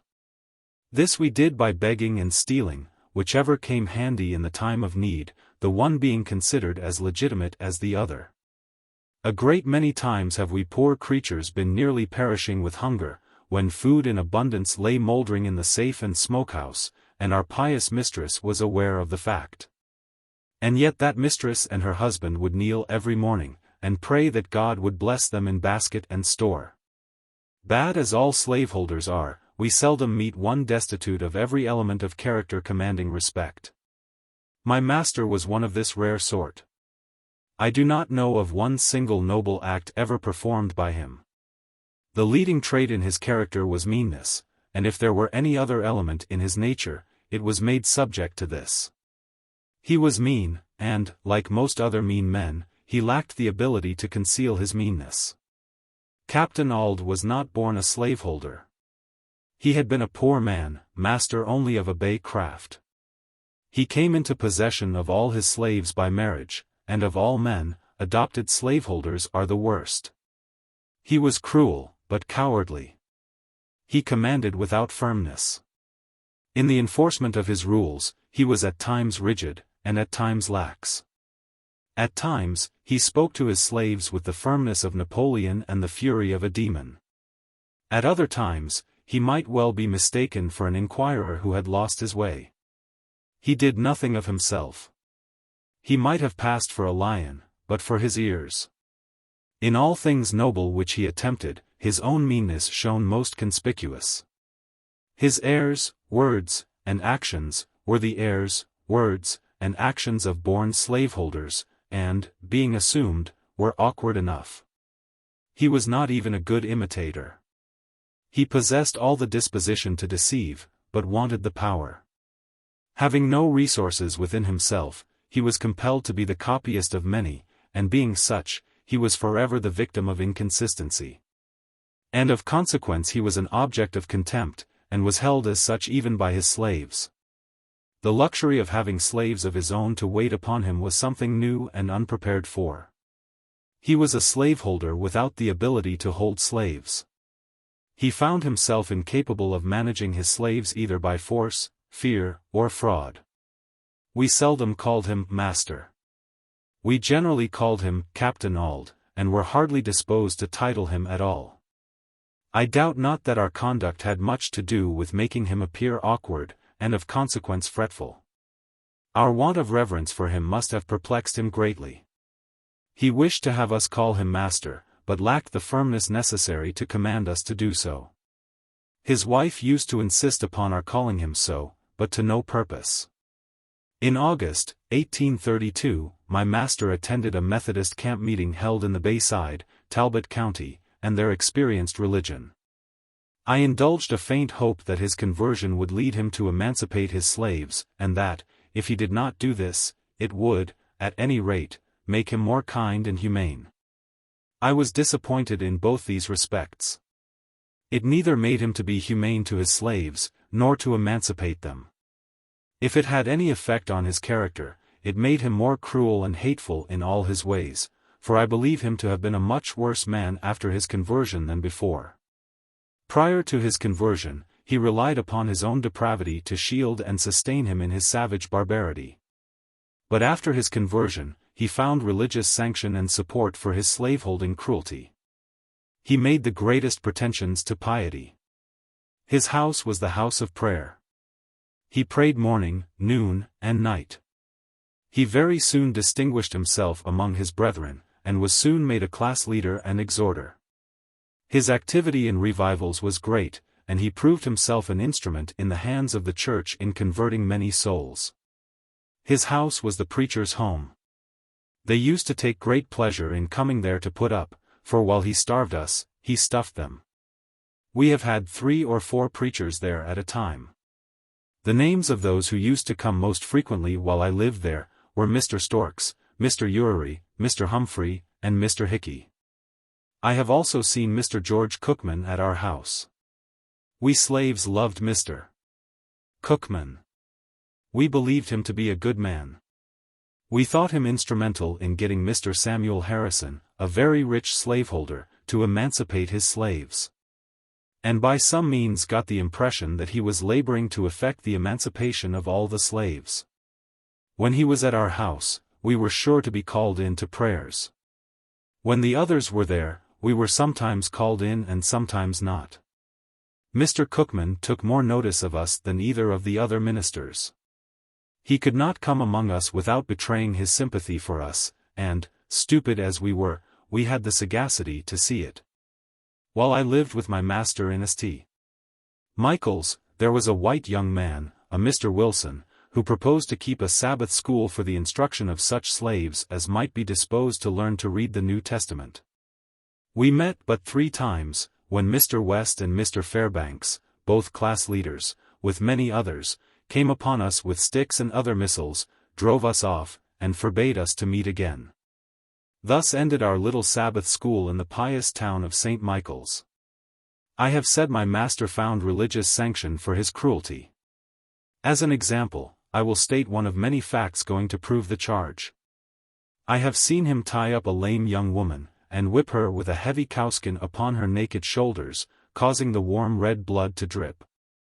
And, in justification of the bloody deed, he would quote this passage of Scripture, "He that knoweth his master's will, and doeth it not, shall be beaten with many stripes."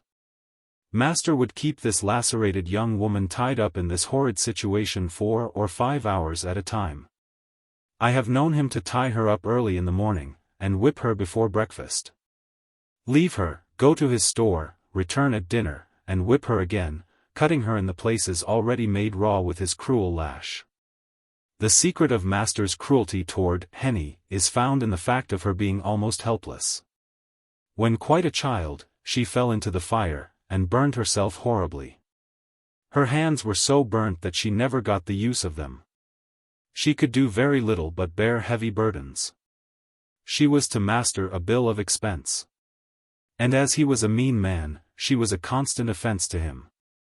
He seemed desirous of getting the poor girl out of existence. He gave her away once to his sister. But, being a poor gift, she was not disposed to keep her. Finally, my benevolent master, to use his own words, set her adrift to take care of herself. Here was a recently converted man, holding on upon the mother, and at the same time turning out her helpless child, to starve and die. Master Thomas was one of the many pious slaveholders who hold slaves for the very charitable purpose of taking care of them. My master and myself had quite a number of differences. He found me unsuitable to his purpose. My city life, he said, had had a very pernicious effect upon me. It had almost ruined me for every good purpose, and fitted me for everything which was bad. One of my greatest faults was that of letting his horse run away, and go down to his father-in-law's farm, which was about 5 miles from St. Michael's. I would then have to go after it. My reason for this kind of carelessness, or carefulness, was, that I could always get something to eat when I went there. Master William Hamilton, my master's father-in-law, always gave his slaves enough to eat. I never left there hungry, no matter how great the need of my speedy return. Master Thomas at length said he would stand it no longer. I had lived with him 9 months, during which time he had given me a number of severe whippings, all to no good purpose. He resolved to put me out, as he said, to be broken, and, for this purpose, he let me for 1 year to a man named Edward Covey. Mr. Covey was a poor man, a farm renter. He rented the place upon which he lived, as also the hands with which he tilled it. Mr. Covey had acquired a very high reputation for breaking young slaves, and this reputation was of immense value to him. It enabled him to get his farm tilled with much less expense to himself than he could have had it done without such a reputation. Some slaveholders thought it not much loss to allow Mr. Covey to have their slaves 1 year, for the sake of the training to which they were subjected, without any other compensation. He could hire young help with great ease, in consequence of this reputation. Added to the natural good qualities of Mr. Covey, he was a professor of religion, a pious soul, a member and a class leader in the Methodist Church. All of this added weight to his reputation as a nigger-breaker. I was aware of all the facts, having been made acquainted with them by a young man who had lived there. I nevertheless made the change gladly. For I was sure of getting enough to eat, which is not the smallest consideration to a hungry man. Chapter 10. I had left Master Thomas's house, and went to live with Mr. Covey, on the 1st of January 1833. I was now, for the first time in my life, a field hand. In my new employment, I found myself even more awkward than a country boy appeared to be in a large city. I had been at my new home but 1 week before Mr. Covey gave me a very severe whipping, cutting my back, causing the blood to run, and raising ridges on my flesh as large as my little finger. The details of this affair are as follows. Mr. Covey sent me, very early in the morning of one of our coldest days in the month of January, to the woods, to get a load of wood. He gave me a team of unbroken oxen. He told me which was the in-hand ox, and which the off-hand one. He then tied the end of a large rope around the horns of the in-hand ox, and gave me the other end of it, and told me, if the oxen started to run, that I must hold on upon the rope. I had never driven oxen before, and of course I was very awkward. I, however, succeeded in getting to the edge of the woods with little difficulty. But I had got a very few rods into the woods, when the oxen took fright, and started full tilt, carrying the cart against trees, and over stumps, in the most frightful manner. I expected every moment that my brains would be dashed out against the trees. After running thus for a considerable distance, they finally upset the cart, dashing it with great force against a tree, and threw themselves into a dense thicket. How I escaped death, I do not know. There I was, entirely alone, in a thick wood, in a place new to me. My cart was upset and shattered, my oxen were entangled among the young trees, and there was none to help me. After a long spell of effort, I succeeded in getting my cart righted, my oxen disentangled, and again yoked to the cart. I now proceeded with my team to the place where I had, the day before, been chopping wood, and loaded my cart pretty heavily, thinking in this way to tame my oxen. I then proceeded on my way home. I had now consumed 1/2 of the day. I got out of the woods safely, and now felt out of danger. I stopped my oxen to open the woods gate. And just as I did so, before I could get hold of my ox rope, the oxen again started, rushed through the gate, catching it between the wheel and the body of the cart, tearing it to pieces, and coming within a few inches of crushing me against the gatepost.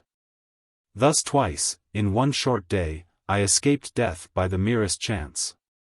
On my return, I told Mr. Covey what had happened, and how it happened. He ordered me to return to the woods again immediately. I did so, and he followed on after me. Just as I got into the woods, he came up and told me to stop my cart, and that he would teach me how to trifle away my time, and break gates. He then went to a large gum tree, and with his axe cut 3 large switches, and, after trimming them up neatly with his pocket knife, he ordered me to take off my clothes. I made him no answer, but stood with my clothes on. He repeated his order. I still made him no answer, nor did I move to strip myself. Upon this he rushed at me with the fierceness of a tiger, tore off my clothes, and lashed me till he had worn out his switches, cutting me so savagely as to leave the marks visible for a long time after. This whipping was the first of a number just like it, and for similar offenses. I lived with Mr. Covey 1 year. During the first 6 months of that year, scarce a week passed without his whipping me. I was seldom free from a sore back. My awkwardness was almost always his excuse for whipping me. We were worked fully up to the point of endurance. Long before day we were up, our horses fed, and by the first approach of day we were off to the field with our hoes and plowing teams. Mr. Covey gave us enough to eat, but scarce time to eat it. We were often less than 5 minutes taking our meals. We were often in the field from the first approach of day till its last lingering ray had left us, and at saving fodder time, midnight often caught us in the field binding blades. Covey would be out with us. The way he used to stand it, was this. He would spend the most of his afternoons in bed. He would then come out fresh in the evening, ready to urge us on with his words, example, and frequently with the whip. Mr. Covey was one of the few slaveholders who could and did work with his hands. He was a hard-working man. He knew by himself just what a man or a boy could do.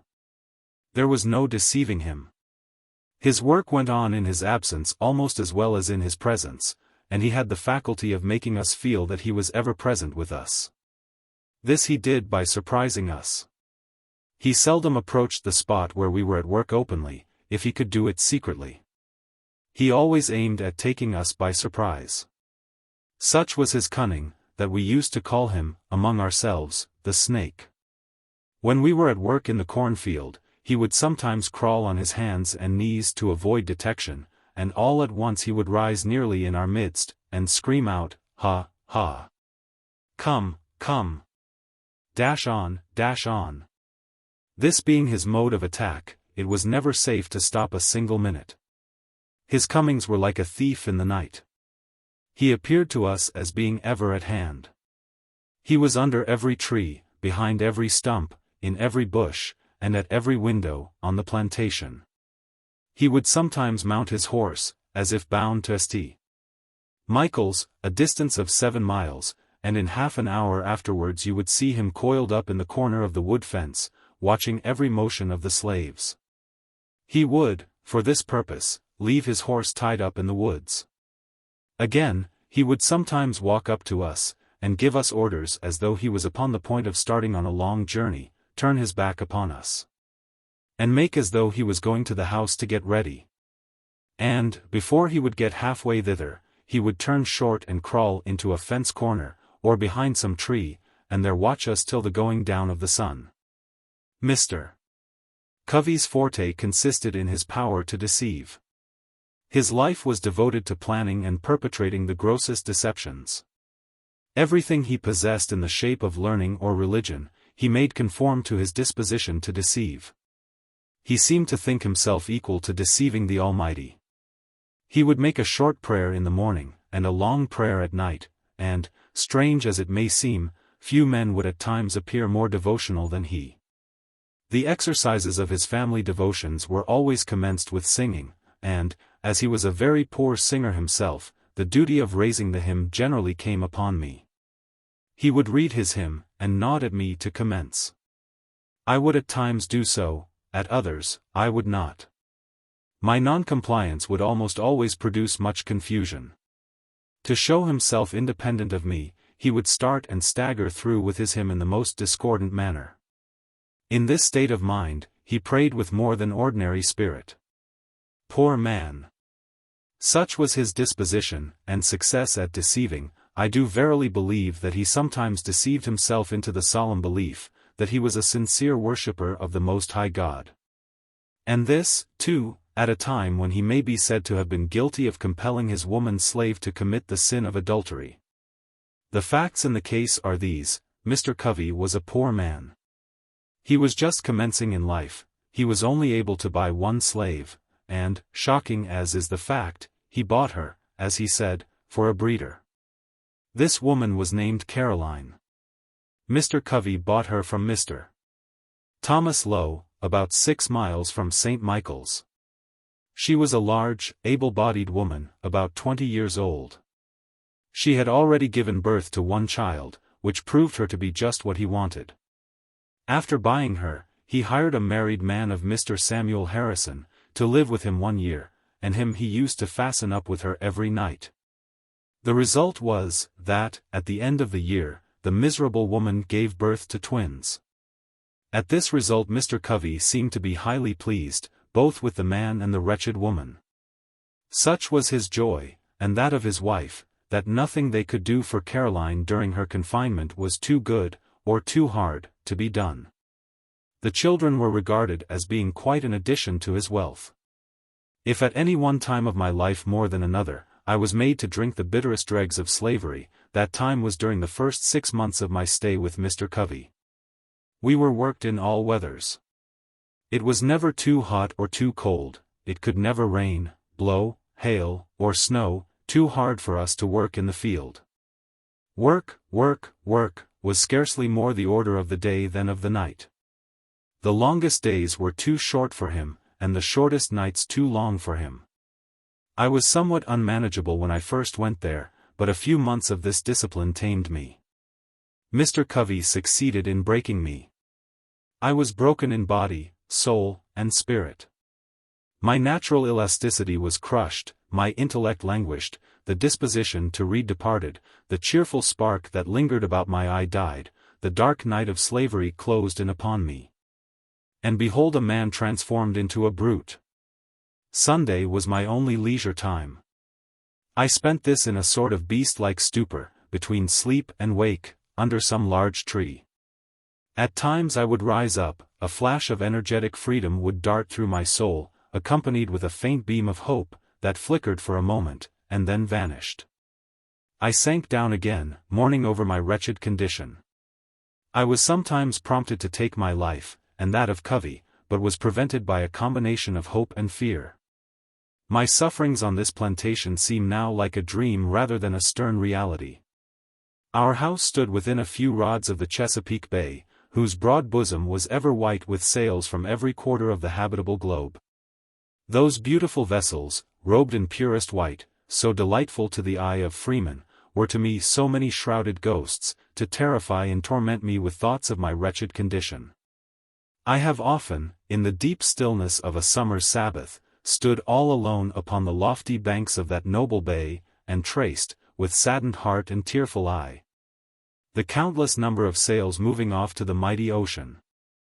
The sight of these always affected me powerfully. My thoughts would compel utterance. And there, with no audience but the Almighty, I would pour out my soul's complaint, in my rude way, with an apostrophe to the moving multitude of ships. You are loosed from your moorings, and are free. I am fast in my chains, and am a slave. You move merrily before the gentle gale, and I sadly before the bloody whip. You are freedom's swift-winged angels, that fly round the world. I am confined in bands of iron. Oh, that I were free! Oh, that I were on one of your gallant decks, and under your protecting wing! Alas! Betwixt me and you, the turbid waters roll. Go on, go on. Oh, that I could also go! Could I but swim! If I could fly! Oh, why was I born a man, of whom to make a brute? The glad ship is gone, she hides in the dim distance. I am left in the hottest hell of unending slavery. O God, save me! God, deliver me! Let me be free! Is there any God? Why am I a slave? I will run away. I will not stand it. Get caught, or get clear, I'll try it. I had as well die with ague as the fever. I have only one life to lose. I had as well be killed running as die standing. Only think of it. 100 miles straight north, and I am free. Try it? Yes. God helping me, I will. It cannot be that I shall live and die a slave. I will take to the water. This very bay shall yet bear me into freedom. The steamboat steered in a northeast course from North Point. I will do the same. And when I get to the head of the bay, I will turn my canoe adrift, and walk straight through Delaware into Pennsylvania. When I get there, I shall not be required to have a pass. I can travel without being disturbed. Let but the first opportunity offer, and, come what will, I am off. Meanwhile, I will try to bear up under the yoke. I am not the only slave in the world. Why should I fret? I can bear as much as any of them. Besides, I am but a boy, and all boys are bound to someone. It may be that my misery in slavery will only increase my happiness when I get free. There is a better day coming.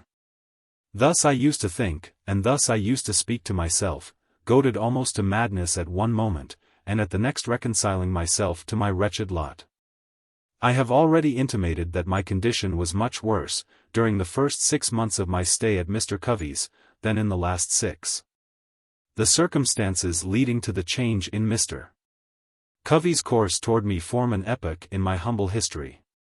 You have seen how a man was made a slave, you shall see how a slave was made a man. On one of the hottest days of the month of August, 1833, Bill Smith, William Hughes, a slave named Eli, and myself, were engaged in fanning wheat. Hughes was clearing the fanned wheat from before the fan. Eli was turning, Smith was feeding, and I was carrying wheat to the fan. The work was simple, requiring strength rather than intellect. Yet, to one entirely unused to such work, it came very hard. About 3 o'clock of that day, I broke down, my strength failed me. I was seized with a violent aching of the head, attended with extreme dizziness. I trembled in every limb. Finding what was coming, I nerved myself up, feeling it would never do to stop work. I stood as long as I could stagger to the hopper with grain. When I could stand no longer, I fell, and felt as if held down by an immense weight. The fan of course stopped. Everyone had his own work to do, and no one could do the work of the other, and have his own go on at the same time. Mr. Covey was at the house, about 100 yards from the treading yard where we were fanning. On hearing the fan stop, he left immediately, and came to the spot where we were. He hastily inquired what the matter was. Bill answered that I was sick, and there was no one to bring wheat to the fan. I had by this time crawled away under the side of the post and rail fence by which the yard was enclosed, hoping to find relief by getting out of the sun. He then asked where I was. He was told by one of the hands. He came to the spot, and, after looking at me a while, asked me what was the matter. I told him as well as I could, for I scarce had strength to speak. He then gave me a savage kick in the side, and told me to get up. I tried to do so, but fell back in the attempt. He gave me another kick, and again told me to rise. I again tried, and succeeded in gaining my feet, but, stooping to get the tub with which I was feeding the fan, I again staggered and fell. While down in this situation, Mr. Covey took up the hickory slat with which Hughes had been striking off the half-bushel measure, and with it gave me a heavy blow upon the head, making a large wound, and the blood ran freely. And with this again told me to get up. I made no effort to comply, having now made up my mind to let him do his worst. In a short time after receiving this blow, my head grew better. Mr. Covey had now left me to my fate. At this moment I resolved, for the first time, to go to my master, enter a complaint, and ask his protection. In order to do this, I must that afternoon walk 7 miles, and this, under the circumstances, was truly a severe undertaking. I was exceedingly feeble. Made so as much by the kicks and blows which I received, as by the severe fit of sickness to which I had been subjected. I, however, watched my chance, while Covey was looking in an opposite direction, and started for St. Michael's. I succeeded in getting a considerable distance on my way to the woods, when Covey discovered me, and called after me to come back, threatening what he would do if I did not come. I disregarded both his calls and his threats, and made my way to the woods as fast as my feeble state would allow. And thinking I might be overhauled by him if I kept the road, I walked through the woods, keeping far enough from the road to avoid detection, and near enough to prevent losing my way. I had not gone far before my little strength again failed me. I could go no farther. I fell down, and lay for a considerable time. The blood was yet oozing from the wound on my head. For a time I thought I should bleed to death, and think now that I should have done so, but that the blood so matted my hair as to stop the wound. After lying there about 3/4 of an hour, I nerved myself up again, and started on my way, through bogs and briars, barefooted and bareheaded, tearing my feet sometimes at nearly every step. And after a journey of about 7 miles, occupying some 5 hours to perform it, I arrived at Master's store. I then presented an appearance enough to affect any but a heart of iron. From the crown of my head to my feet, I was covered with blood. My hair was all clotted with dust and blood, my shirt was stiff with blood. I suppose I looked like a man who had escaped a den of wild beasts, and barely escaped them. In this state I appeared before my master, humbly entreating him to interpose his authority for my protection. I told him all the circumstances as well as I could, and it seemed, as I spoke, at times to affect him. He would then walk the floor, and seek to justify Covey by saying he expected I deserved it. He asked me what I wanted. I told him, to let me get a new home, that as sure as I lived with Mr. Covey again, should live with but to die with him, that Covey would surely kill me. He was in a fair way for it. Master Thomas ridiculed the idea that there was any danger of Mr. Covey's killing me, and said that he knew Mr. Covey. That he was a good man, and that he could not think of taking me from him, that, should he do so, he would lose the whole year's wages, that I belonged to Mr. Covey for 1 year, and that I must go back to him, come what might, and that I must not trouble him with any more stories, or that he would himself get hold of me. After threatening me thus, he gave me a very large dose of salts, telling me that I might remain in St. Michael's that night, it being quite late, but that I must be off back to Mr. Covey's early in the morning, and that if I did not, he would get hold of me, which meant that he would whip me. I remained all night, and, according to his orders, I started off to Covey's in the morning, Saturday morning, wearied in body and broken in spirit. I got no supper that night, or breakfast that morning. I reached Covey's about 9 o'clock, and just as I was getting over the fence that divided Mrs. Kemp's fields from ours, out ran Covey with his cowskin, to give me another whipping. Before he could reach me, I succeeded in getting to the cornfield. And as the corn was very high, it afforded me the means of hiding. He seemed very angry, and searched for me a long time. My behavior was altogether unaccountable. He finally gave up the chase, thinking, I suppose, that I must come home for something to eat. He would give himself no further trouble in looking for me. I spent that day mostly in the woods, having the alternative before me, to go home and be whipped to death, or stay in the woods and be starved to death. That night, I fell in with Sandy Jenkins, a slave with whom I was somewhat acquainted. Sandy had a free wife who lived about 4 miles from Mr. Covey's. And it being Saturday, he was on his way to see her. I told him my circumstances, and he very kindly invited me to go home with him. I went home with him, and talked this whole matter over, and got his advice as to what course it was best for me to pursue. I found Sandy an old adviser. He told me, with great solemnity, I must go back to Covey. But that before I went, I must go with him into another part of the woods, where there was a certain route, which, if I would take some of it with me, carrying it always on my right side, would render it impossible for Mr. Covey, or any other white man, to whip me. He said he had carried it for years, and since he had done so, he had never received a blow, and never expected to while he carried it. I at first rejected the idea, that the simple carrying of a root in my pocket would have any such effect as he had said, and was not disposed to take it. But Sandy impressed the necessity with much earnestness, telling me it could do no harm, if it did no good. To please him, I at length took the root, and, according to his direction, carried it upon my right side. This was Sunday morning. I immediately started for home. And upon entering the yard gate, out came Mr. Covey on his way to meeting.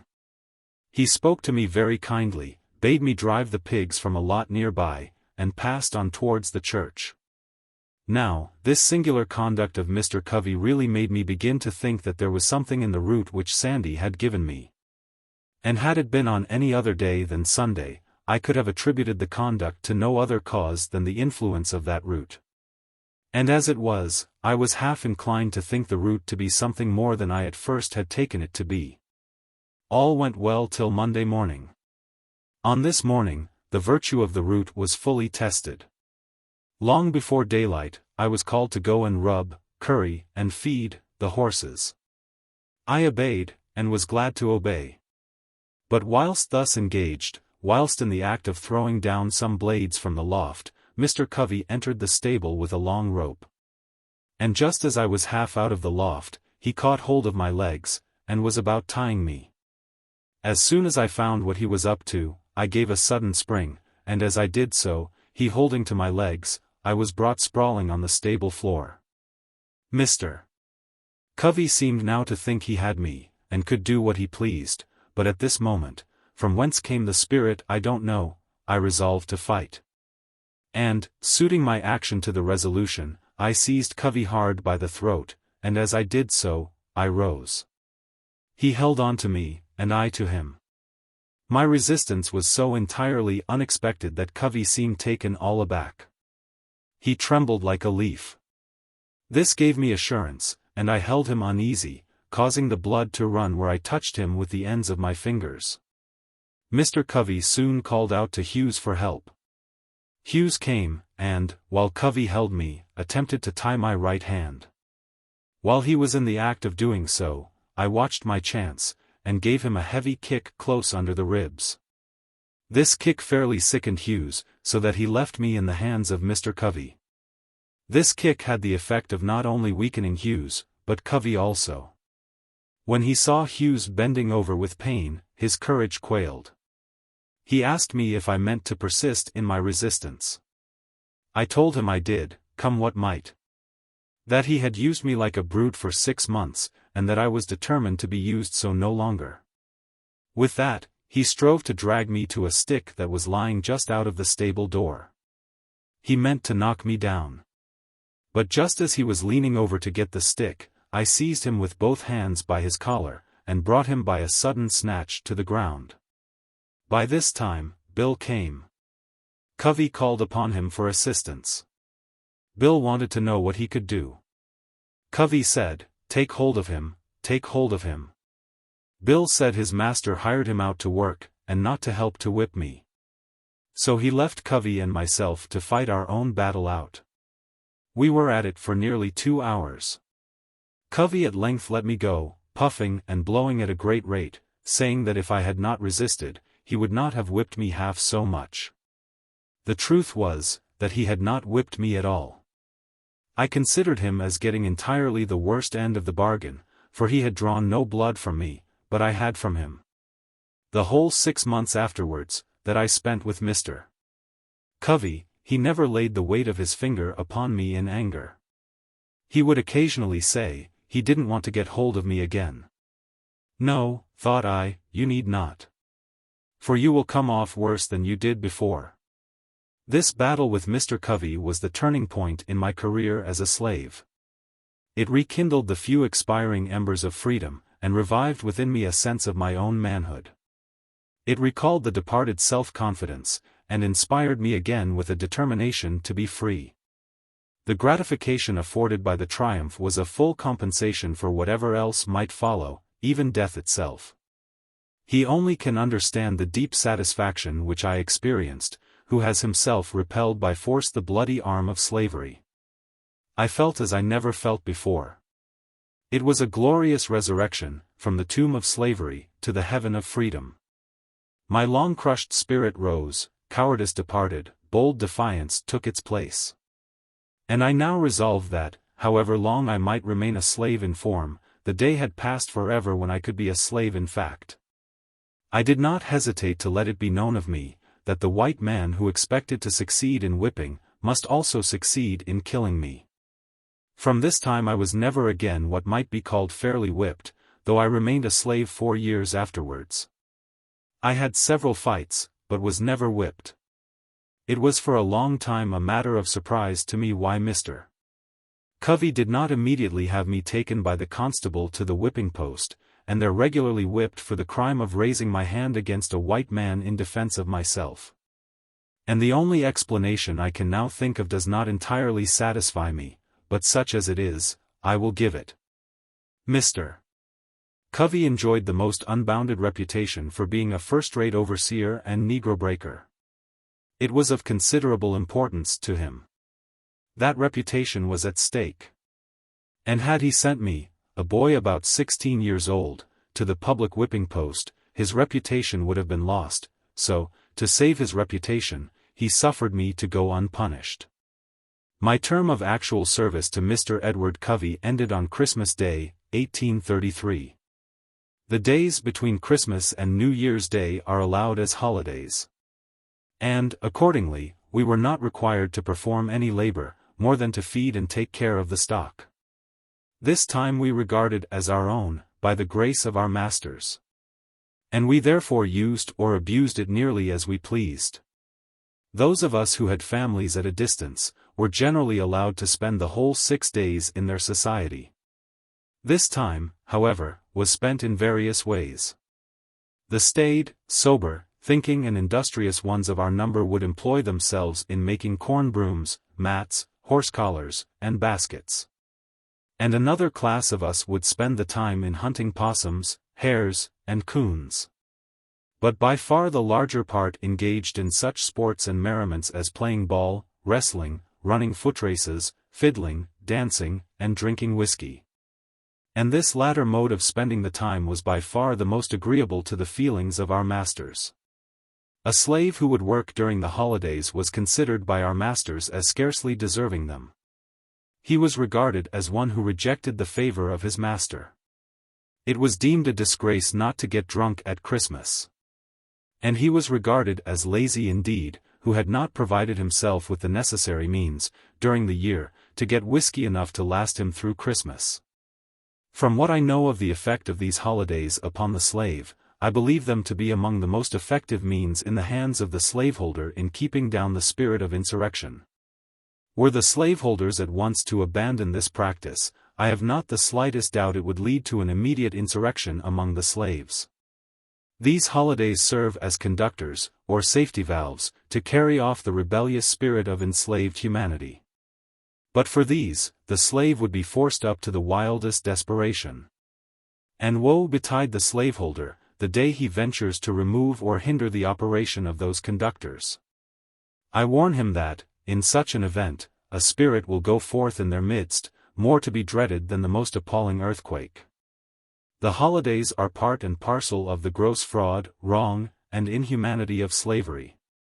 They are professedly a custom established by the benevolence of the slaveholders. But I undertake to say, it is the result of selfishness, and one of the grossest frauds committed upon the downtrodden slave. They do not give the slaves this time because they would not like to have their work during its continuance, but because they know it would be unsafe to deprive them of it. This will be seen by the fact, that the slaveholders like to have their slaves spend those days just in such a manner as to make them as glad of their ending as of their beginning.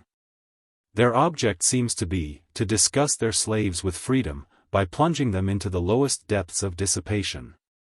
For instance, the slaveholders not only like to see the slave drink of his own accord, but will adopt various plans to make him drunk.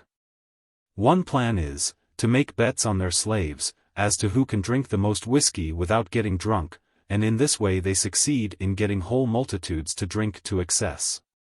Thus, when the slave asks for virtuous freedom, the cunning slaveholder, knowing his ignorance, cheats him with a dose of vicious dissipation, artfully labeled with the name of liberty. The most of us used to drink it down, and the result was just what might be supposed. Many of us were led to think that there was little to choose between liberty and slavery. We felt, and very properly too, that we had almost as well be slaves to man as to rum. So, when the holidays ended, we staggered up from the filth of our wallowing, took a long breath, and marched to the field, feeling, upon the whole, rather glad to go. From what our master had deceived us into a belief was freedom, back to the arms of slavery. I have said that this mode of treatment is a part of the whole system of fraud and inhumanity of slavery. It is so. The mode here adopted to disgust the slave with freedom, by allowing him to see only the abuse of it, is carried out in other things. For instance, a slave loves molasses, he steals some. His master, in many cases, goes off to town, and buys a large quantity. He returns, takes his whip, and commands the slave to eat the molasses, until the poor fellow is made sick at the very mention of it. The same mode is sometimes adopted to make the slaves refrain from asking for more food than their regular allowance. A slave runs through his allowance, and applies for more. His master is enraged at him, but, not willing to send him off without food, gives him more than is necessary, and compels him to eat it within a given time. Then, if he complains that he cannot eat it, he is said to be satisfied neither full nor fasting, and is whipped for being hard to please. I have an abundance of such illustrations of the same principle, drawn from my own observation, but think the cases I have cited sufficient. The practice is a very common one. On the 1st of January, 1834, I left Mr. Covey, and went to live with Mr. William Freeland, who lived about 3 miles from St. Michael's. I soon found Mr. Freeland a very different man from Mr. Covey. Though not rich, he was what would be called an educated Southern gentleman. Mr. Covey, as I have shown, was a well-trained Negro breaker and slave driver. The former, slaveholder though he was, seemed to possess some regard for honor, some reverence for justice, and some respect for humanity. The latter seemed totally insensible to all such sentiments. Mr. Freeland had many of the faults peculiar to slaveholders, such as being very passionate and fretful. But I must do him the justice to say, that he was exceedingly free from those degrading vices to which Mr. Covey was constantly addicted.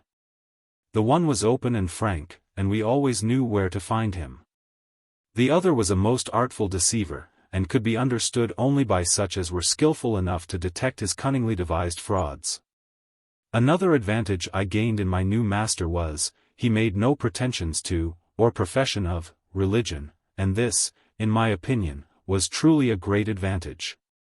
I assert most unhesitatingly that the religion of the South is a mere covering for the most horrid crimes, a justifier of the most appalling barbarity, a sanctifier of the most hateful frauds, and a dark shelter under which the darkest, foulest, grossest, and most infernal deeds of slaveholders find the strongest protection. Were I to be again reduced to the chains of slavery, next to that enslavement, I should regard being the slave of a religious master the greatest calamity that could befall me. For of all slaveholders with whom I have ever met, religious slaveholders are the worst. I have ever found them the meanest and basest, the most cruel and cowardly, of all others. It was my unhappy lot not only to belong to a religious slaveholder, but to live in a community of such religionists. Very near Mr. Freeland lived the Rev. Daniel Whedon, and in the same neighborhood lived the Reverend Rigby Hopkins. These were members and ministers in the Reformed Methodist Church. Mr. Whedon owned, among others, a woman slave, whose name I have forgotten. This woman's back, for weeks, was kept literally raw, made so by the lash of this merciless, religious wretch. He used to hire hands. His maxim was, behave well or behave ill, it is the duty of a master occasionally to whip a slave, to remind him of his master's authority. Such was his theory, and such his practice. Mr. Hopkins was even worse than Mr. Whedon. His chief boast was his ability to manage slaves. The peculiar feature of his government was that of whipping slaves in advance of deserving it. He always managed to have one or more of his slaves to whip every Monday morning. He did this to alarm their fears, and strike terror into those who escaped. His plan was to whip for the smallest offenses, to prevent the commission of large ones. Mr. Hopkins could always find some excuse for whipping a slave. It would astonish one, unaccustomed to a slaveholding life, to see with what wonderful ease a slaveholder can find things, of which to make occasion to whip a slave. A mere look, word, or motion, a mistake, accident, or want of power, are all matters for which a slave may be whipped at any time. Does a slave look dissatisfied? It is said, he has the devil in him, and it must be whipped out. Does he speak loudly when spoken to by his master? Then he is getting high-minded, and should be taken down a buttonhole lower. Does he forget to pull off his hat at the approach of a white person? Then he is wanting in reverence, and should be whipped for it. Does he ever venture to vindicate his conduct, when censured for it? Then he is guilty of impudence, one of the greatest crimes of which a slave can be guilty. Does he ever venture to suggest a different mode of doing things from that pointed out by his master? He is indeed presumptuous, and getting above himself. And nothing less than a flogging will do for him. Does he, while plowing, break a plow, or, while hoeing, break a hoe? It is owing to his carelessness, and for it a slave must always be whipped. Mr. Hopkins could always find something of this sort to justify the use of the lash, and he seldom failed to embrace such opportunities. There was not a man in the whole county, with whom the slaves who had the getting their own home, would not prefer to live, rather than with this Reverend Mr. Hopkins. And yet there was not a man anywhere round, who made higher professions of religion, or was more active in revivals, more attentive to the class, love feast, prayer and preaching meetings, or more devotional in his family, that prayed earlier, later, louder, and longer, than this same Reverend slave driver, Rigby Hopkins. But to return to Mr. Freeland, and to my experience while in his employment. He, like Mr. Covey, gave us enough to eat, but, unlike Mr. Covey, he also gave us sufficient time to take our meals. He worked us hard, but always between sunrise and sunset. He required a good deal of work to be done, but gave us good tools with which to work. His farm was large, but he employed hands enough to work it, and with ease, compared with many of his neighbors.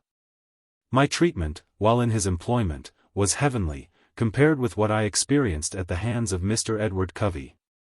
Mr. Freeland was himself the owner of but 2 slaves. Their names were Henry Harris and John Harris. The rest of his hands he hired.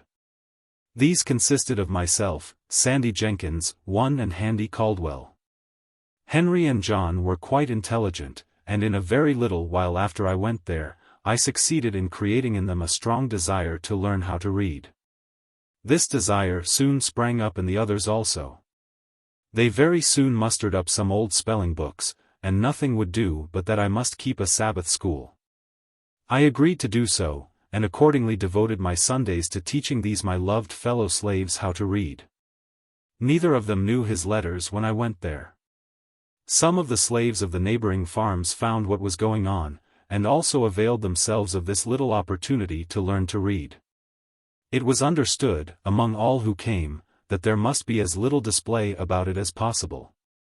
It was necessary to keep our religious masters at st. Michael's unacquainted with the fact, that, instead of spending the Sabbath in wrestling, boxing, and drinking whiskey, we were trying to learn how to read the will of God. For they had much rather see us engaged in those degrading sports, than to see us behaving like intellectual, moral, and accountable beings. My blood boils as I think of the bloody manner in which Messrs.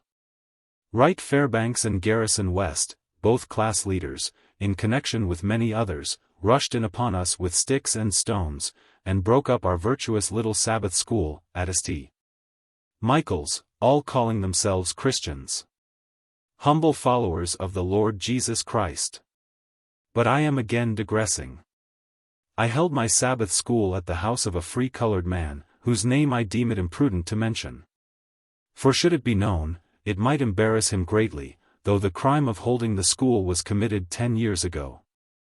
I had at one time over 40 scholars, and those of the right sort, ardently desiring to learn. They were of all ages, though mostly men and women. I look back to those Sundays with an amount of pleasure not to be expressed. They were great days to my soul. The work of instructing my dear fellow slaves was the sweetest engagement with which I was ever blessed. We loved each other, and to leave them at the close of the Sabbath was a severe cross indeed. When I think that these precious souls are today shut up in the prison house of slavery, my feelings overcome me, and I am almost ready to ask, does a righteous God govern the universe? And for what does he hold the thunders in his right hand, if not to smite the oppressor, and deliver the spoiled out of the hand of the spoiler? These dear souls came not to Sabbath school because it was popular to do so, nor did I teach them because it was reputable to be thus engaged. Every moment they spent in that school, they were liable to be taken up, and given 39 lashes. They came because they wished to learn. Their minds had been starved by their cruel masters. They had been shut up in mental darkness. I taught them, because it was the delight of my soul to be doing something that looked like bettering the condition of my race. I kept up my school nearly the whole year I lived with Mr. Freeland, and, beside my Sabbath school, I devoted 3 evenings in the week, during the winter, to teaching the slaves at home. And I have the happiness to know, that several of those who came to Sabbath school learned how to read, and that one, at least, is now free through my agency. The year passed off smoothly. It seemed only about half as long as the year which preceded it. I went through it without receiving a single blow. I will give Mr. Freeland the credit of being the best master I ever had, till I became my own master. For the ease with which I passed the year, I was, however, somewhat indebted to the society of my fellow slaves. They were noble souls, they not only possessed loving hearts, but brave ones. We were linked and interlinked with each other. I loved them with a love stronger than anything I have experienced since. It is sometimes said that we slaves do not love and confide in each other. In answer to this assertion, I can say, I never loved any or confided in any people more than my fellow slaves, and especially those with whom I lived at Mr. Freeland's. I believe we would have died for each other. We never undertook to do anything, of any importance, without a mutual consultation. We never moved separately. We were one. And as much so by our tempers and dispositions, as by the mutual hardships to which we were necessarily subjected by our condition as slaves. At the close of the year 1834, Mr. Freeland again hired me of my master, for the year 1835. But by this time, I began to want to live upon free land as well as with Freeland. And I was no longer content, therefore, to live with him or any other slaveholder. I began, with the commencement of the year, to prepare myself for a final struggle, which should decide my fate one way or the other. My tendency was upward. I was fast approaching manhood, and year after year had passed, and I was still a slave. These thoughts roused me, I must do something. I therefore resolved that 1835 should not pass without witnessing an attempt, on my part, to secure my liberty. But I was not willing to cherish this determination alone. My fellow slaves were dear to me. I was anxious to have them participate with me in this, my life-giving determination. I therefore, though with great prudence, commenced early to ascertain their views and feelings in regard to their condition, and to imbue their minds with thoughts of freedom. I bent myself to devising ways and means for our escape, and meanwhile strove, on all fitting occasions, to impress them with the gross fraud and inhumanity of slavery. I went first to Henry, next to John, then to the others. I found, in them all, warm hearts and noble spirits.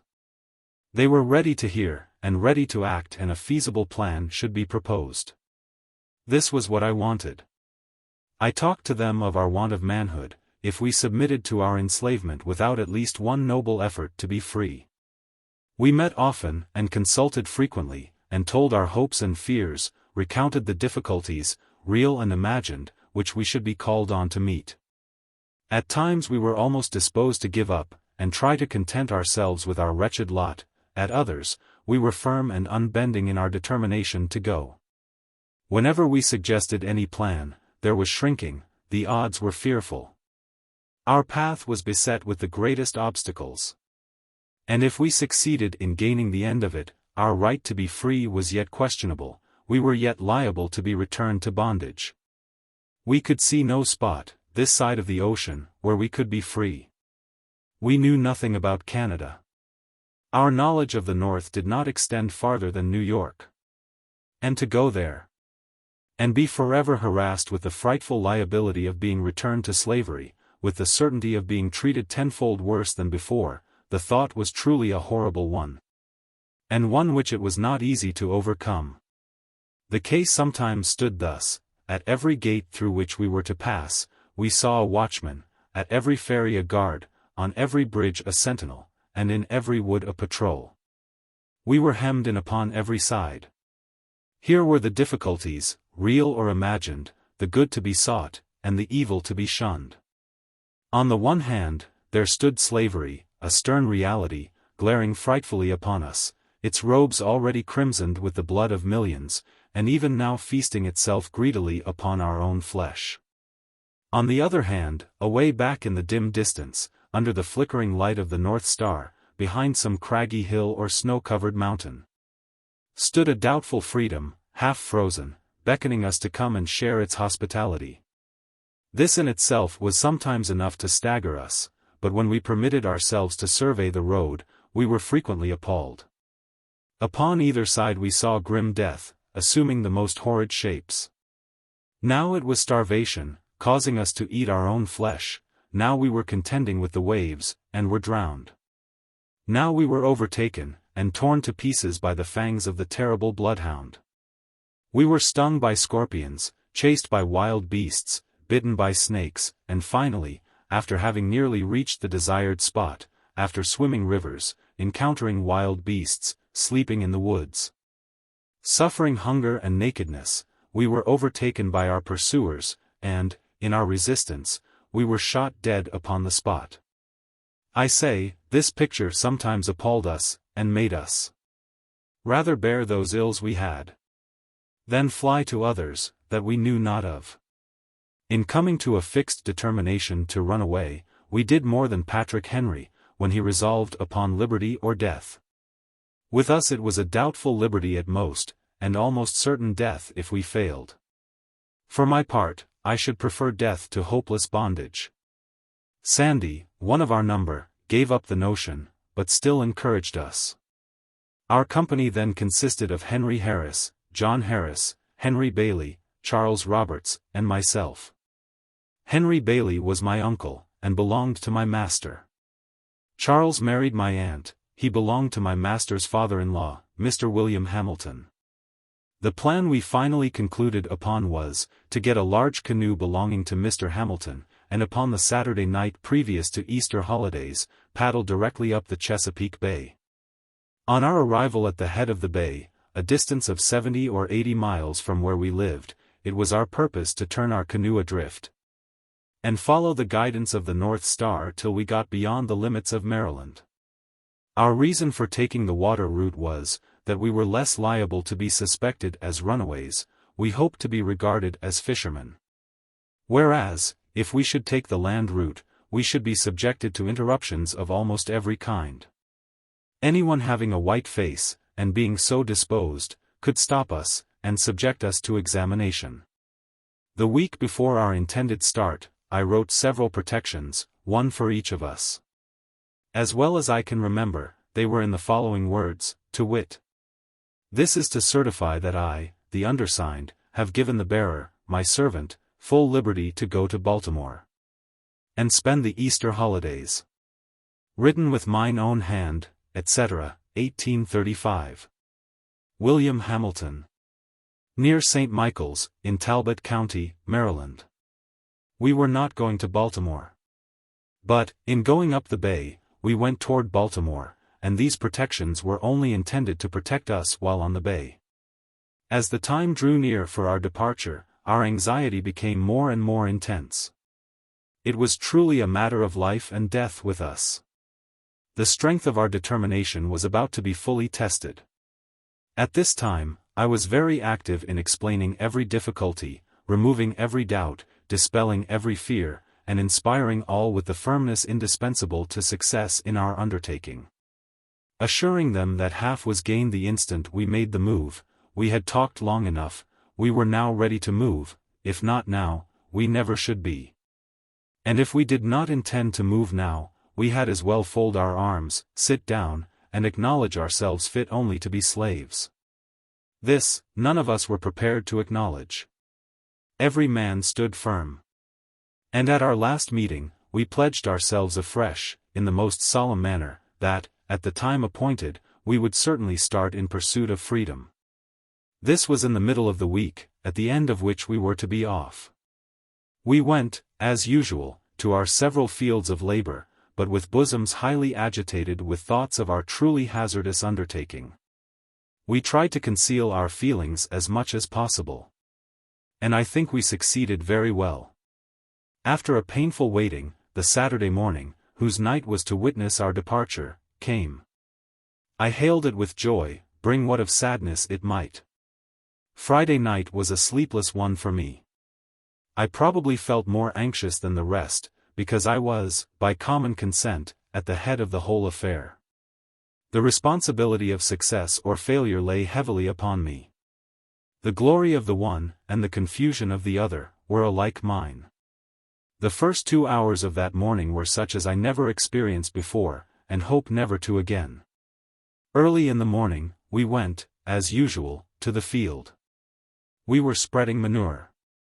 And all at once, while thus engaged, I was overwhelmed with an indescribable feeling, in the fullness of which I turned to Sandy, who was nearby, and said, "We are betrayed." "Well," said he, "that thought has this moment struck me." We said no more. I was never more certain of anything. The horn was blown as usual, and we went up from the field to the house for breakfast. I went for the form, more than for want of anything to eat that morning. Just as I got to the house, in looking out at the lane gate, I saw 4 white men, with 2 colored men. The white men were on horseback, and the colored ones were walking behind, as if tied.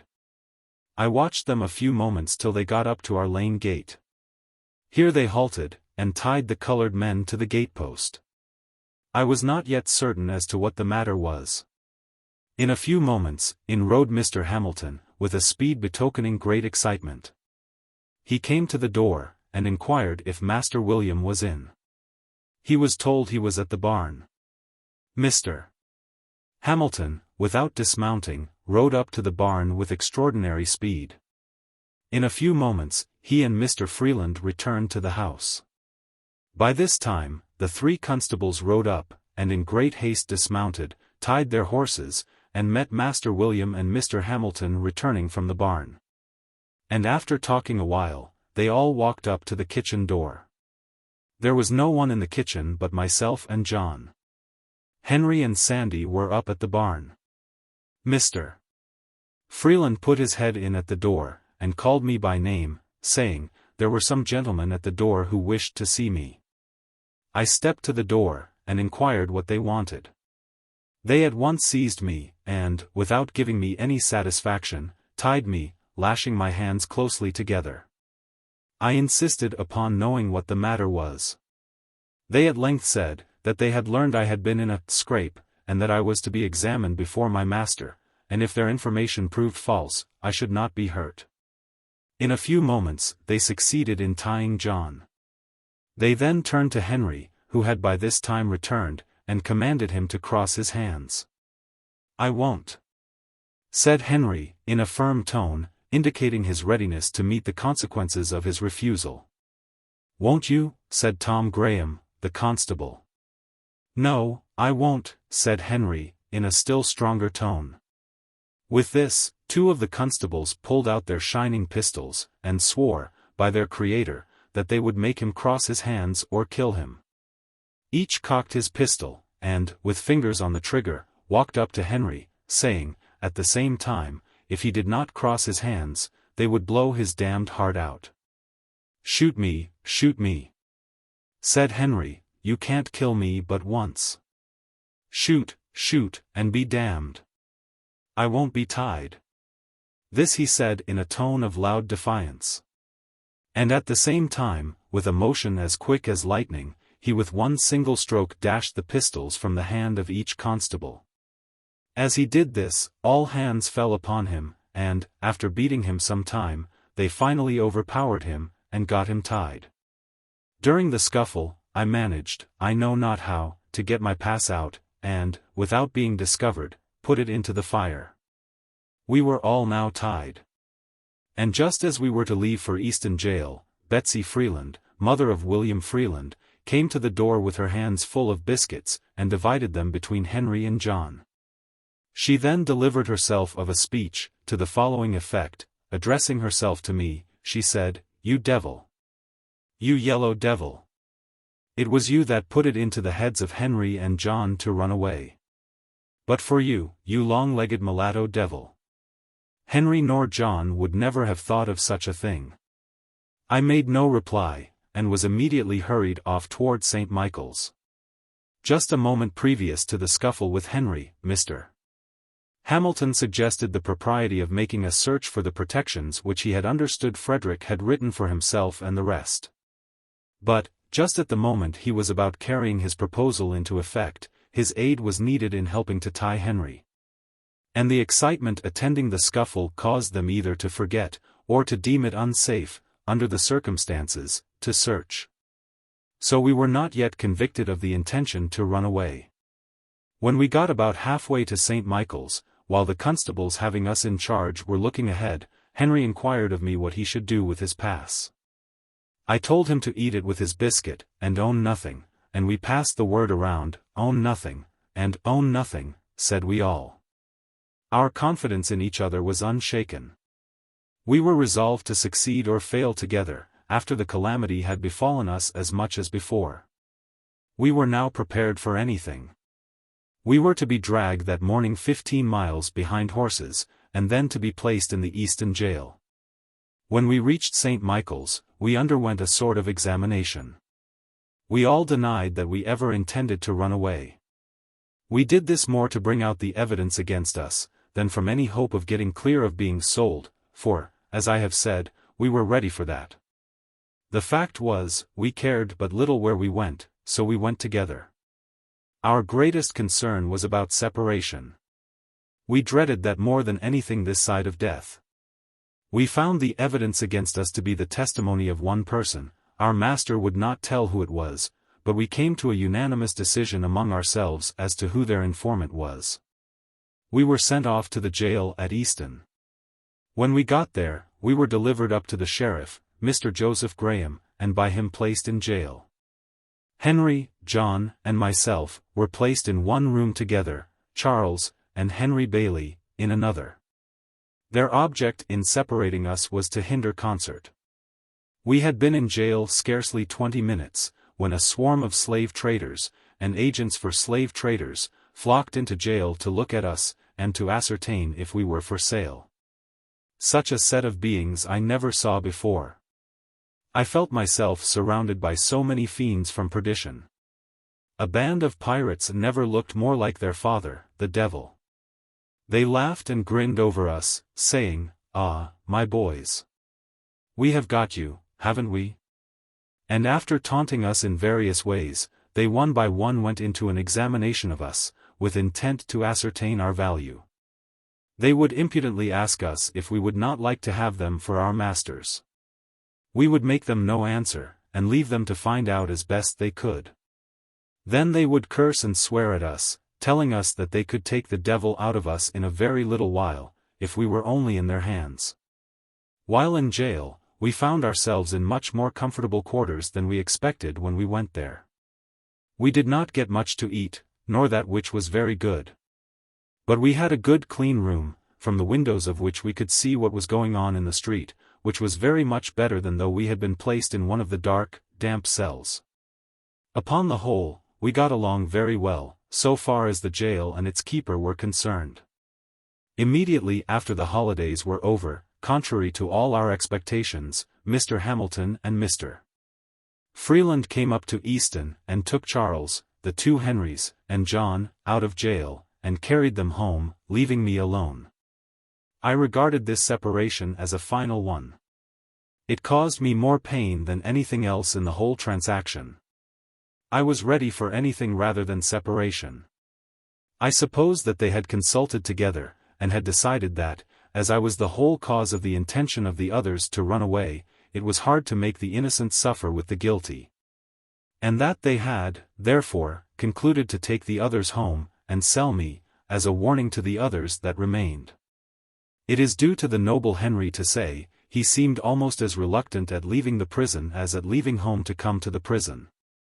But we knew we should, in all probability, be separated, if we were sold, and since he was in their hands, he concluded to go peaceably home. I was now left to my fate. I was all alone, and within the walls of a stone prison. But a few days before, and I was full of hope. I expected to have been safe in a land of freedom. But now I was covered with gloom, sunk down to the utmost despair. I thought the possibility of freedom was gone. I was kept in this way about 1 week, at the end of which, Captain Auld, my master, to my surprise and utter astonishment, came up, and took me out, with the intention of sending me, with a gentleman of his acquaintance, into Alabama. But, from some cause or other, he did not send me to Alabama, but concluded to send me back to Baltimore, to live again with his brother Hugh, and to learn a trade. Thus, after an absence of 3 years and 1 month, I was once more permitted to return to my old home at Baltimore. My master sent me away, because there existed against me a very great prejudice in the community, and he feared I might be killed.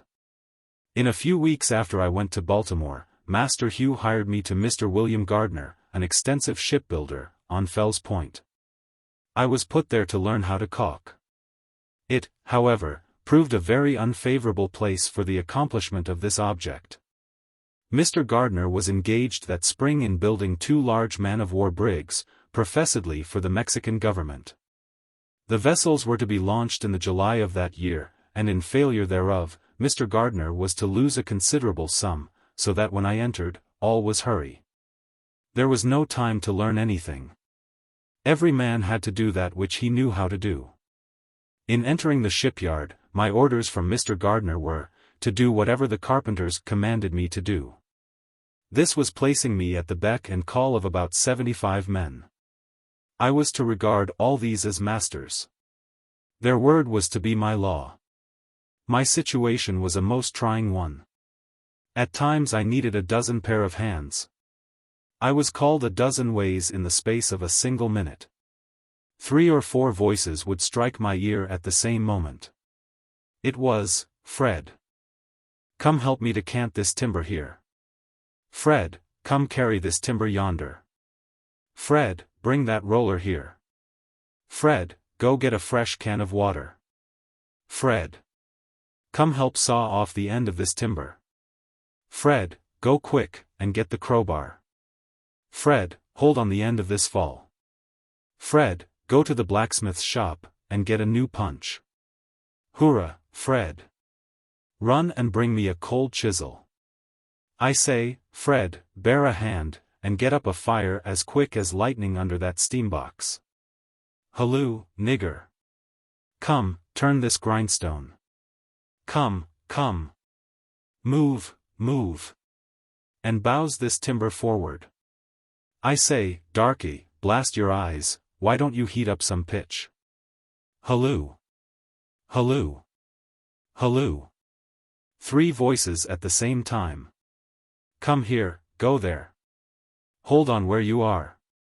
Damn you, if you move, I'll knock your brains out.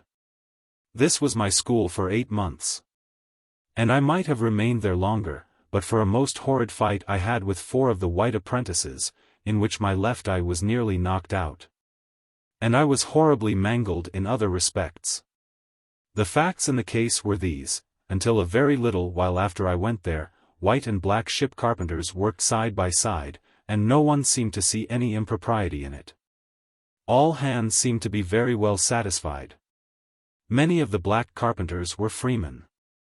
Things seemed to be going on very well. All at once, the white carpenters knocked off, and said they would not work with free-colored workmen. Their reason for this, as alleged, was, that if free-colored carpenters were encouraged, they would soon take the trade into their own hands, and poor white men would be thrown out of employment. They therefore felt called upon at once to put a stop to it. And, taking advantage of Mr. Gardner's necessities, they broke off, swearing they would work no longer, unless he would discharge his black carpenters. Now, though this did not extend to me in form, it did reach me in fact. My fellow apprentices very soon began to feel it degrading to them to work with me. They began to put on airs, and talk about the niggers taking the country, saying we all ought to be killed. And, being encouraged by the journeymen, they commenced making my condition as hard as they could, by hectoring me around, and sometimes striking me. I, of course, kept the vow I made after the fight with Mr. Covey, and struck back again, regardless of consequences, and while I kept them from combining, I succeeded very well. For I could whip the whole of them, taking them separately. They, however, at length combined, and came upon me, armed with sticks, stones, and heavy handspikes. One came in front with a half-brick. There was one at each side of me, and one behind me. While I was attending to those in front, and on either side, the one behind ran up with the handspike, and struck me a heavy blow upon the head. It stunned me. I fell, and with this they all ran upon me, and fell to beating me with their fists. I let them lay on for a while, gathering strength. In an instant, I gave a sudden surge, and rose to my hands and knees. Just as I did that, one of their number gave me, with his heavy boot, a powerful kick in the left eye. My eyeballs seemed to have burst. When they saw my eye closed, and badly swollen, they left me.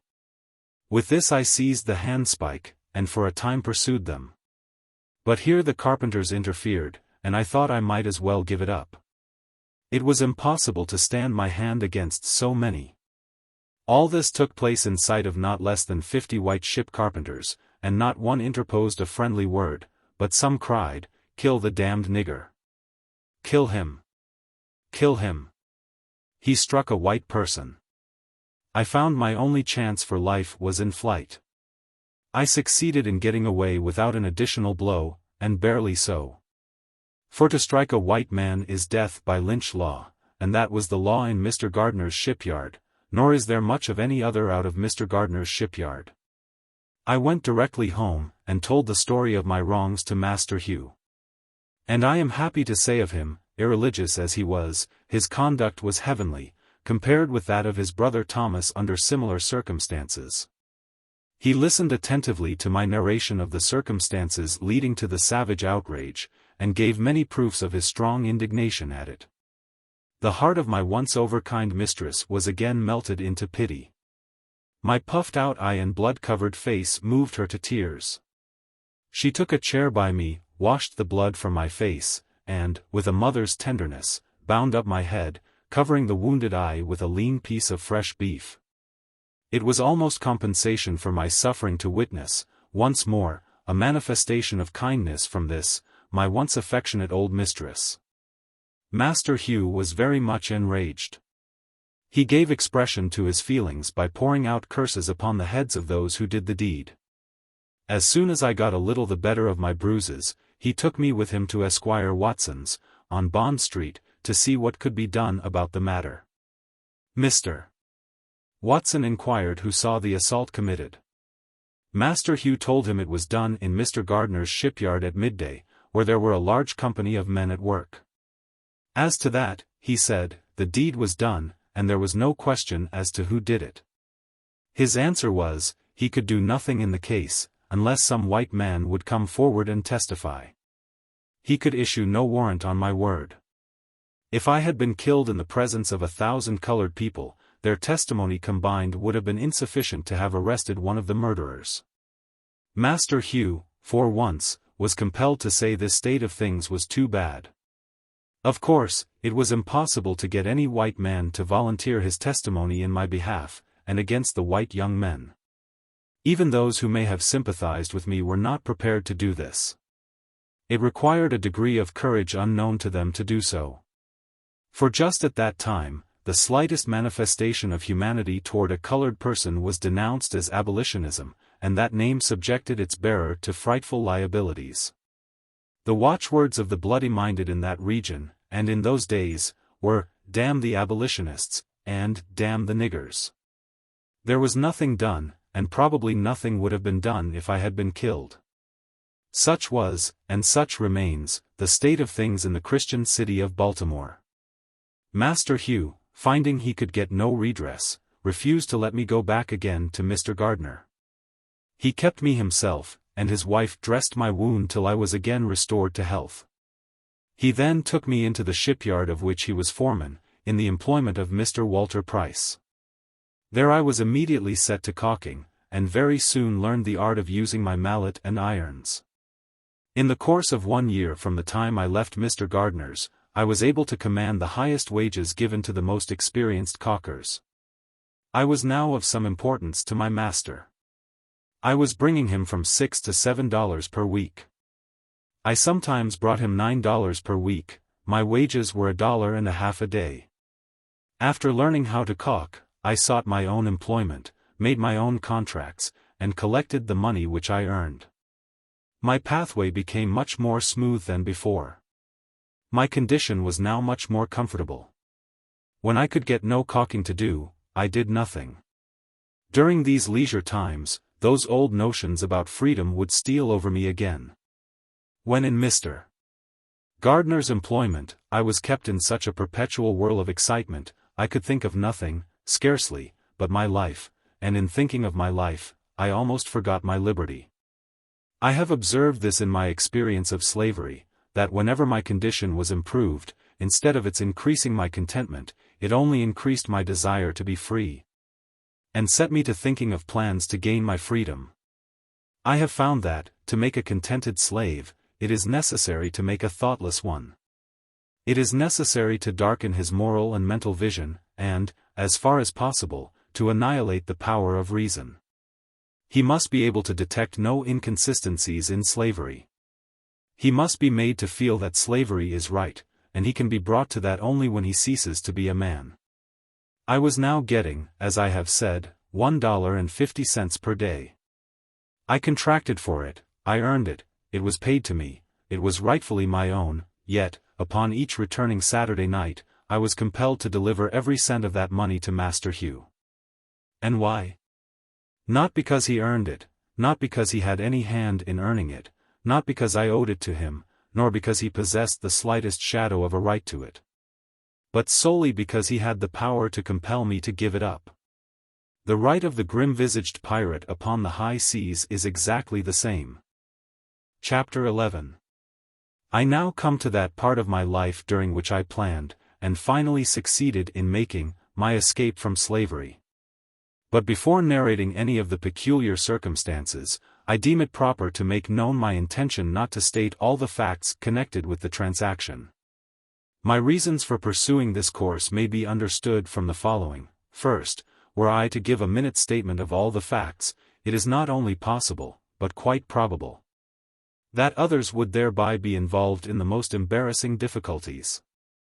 Secondly, such a statement would most undoubtedly induce greater vigilance on the part of slaveholders than has existed heretofore among them, which would, of course, be the means of guarding a door whereby some dear brother bondman might escape his galling chains. I deeply regret the necessity that impels me to suppress anything of importance connected with my experience in slavery. It would afford me great pleasure indeed, as well as materially add to the interest of my narrative, were I at liberty to gratify a curiosity, which I know exists in the minds of many, by an accurate statement of all the facts pertaining to my most fortunate escape. But I must deprive myself of this pleasure, and the curious of the gratification which such a statement would afford. I would allow myself to suffer under the greatest imputations which evil-minded men might suggest, rather than exculpate myself, and thereby run the hazard of closing the slightest avenue by which a brother slave might clear himself of the chains and fetters of slavery. I have never approved of the very public manner in which some of our Western friends have conducted what they call the Underground Railroad, but which I think, by their open declarations, has been made most emphatically the Upperground Railroad. I honor those good men and women for their noble daring, and applaud them for willingly subjecting themselves to bloody persecution, by openly avowing their participation in the escape of slaves. I, however, can see very little good resulting from such a course, either to themselves or the slaves escaping. While, upon the other hand, I see and feel assured that those open declarations are a positive evil to the slaves remaining, who are seeking to escape. They do nothing towards enlightening the slave, whilst they do much towards enlightening the master. They stimulate him to greater watchfulness, and enhance his power to capture his slave. We owe something to the slaves south of the line as well as to those north of it. And in aiding the latter on their way to freedom, we should be careful to do nothing which would be likely to hinder the former from escaping from slavery. I would keep the merciless slaveholder profoundly ignorant of the means of flight adopted by the slave. I would leave him to imagine himself surrounded by myriads of invisible tormentors, ever ready to snatch from his infernal grasp his trembling prey. Let him be left to feel his way in the dark. Let darkness commensurate with his crime hover over him. And let him feel that at every step he takes, in pursuit of the flying bondman, he is running the frightful risk of having his hot brains dashed out by an invisible agency. Let us render the tyrant no aid, let us not hold the light by which he can trace the footprints of our flying brother. But enough of this. I will now proceed to the statement of those facts, connected with my escape, for which I am alone responsible, and for which no one can be made to suffer but myself. In the early part of the year 1838, I became quite restless. I could see no reason why I should, at the end of each week, pour the reward of my toil into the purse of my master. When I carried to him my weekly wages, he would, after counting the money, look me in the face with a robber-like fierceness, and ask, "Is this all?" He was satisfied with nothing less than the last cent. He would, however, when I made him $6, sometimes give me 6 cents, to encourage me. It had the opposite effect. I regarded it as a sort of admission of my right to the whole. The fact that he gave me any part of my wages was proof, to my mind, that he believed me entitled to the whole of them. I always felt worse for having received anything, for I feared that the giving me a few cents would ease his conscience, and make him feel himself to be a pretty honorable sort of robber. My discontent grew upon me. I was ever on the lookout for means of escape. And, finding no direct means, I determined to try to hire my time, with a view of getting money with which to make my escape.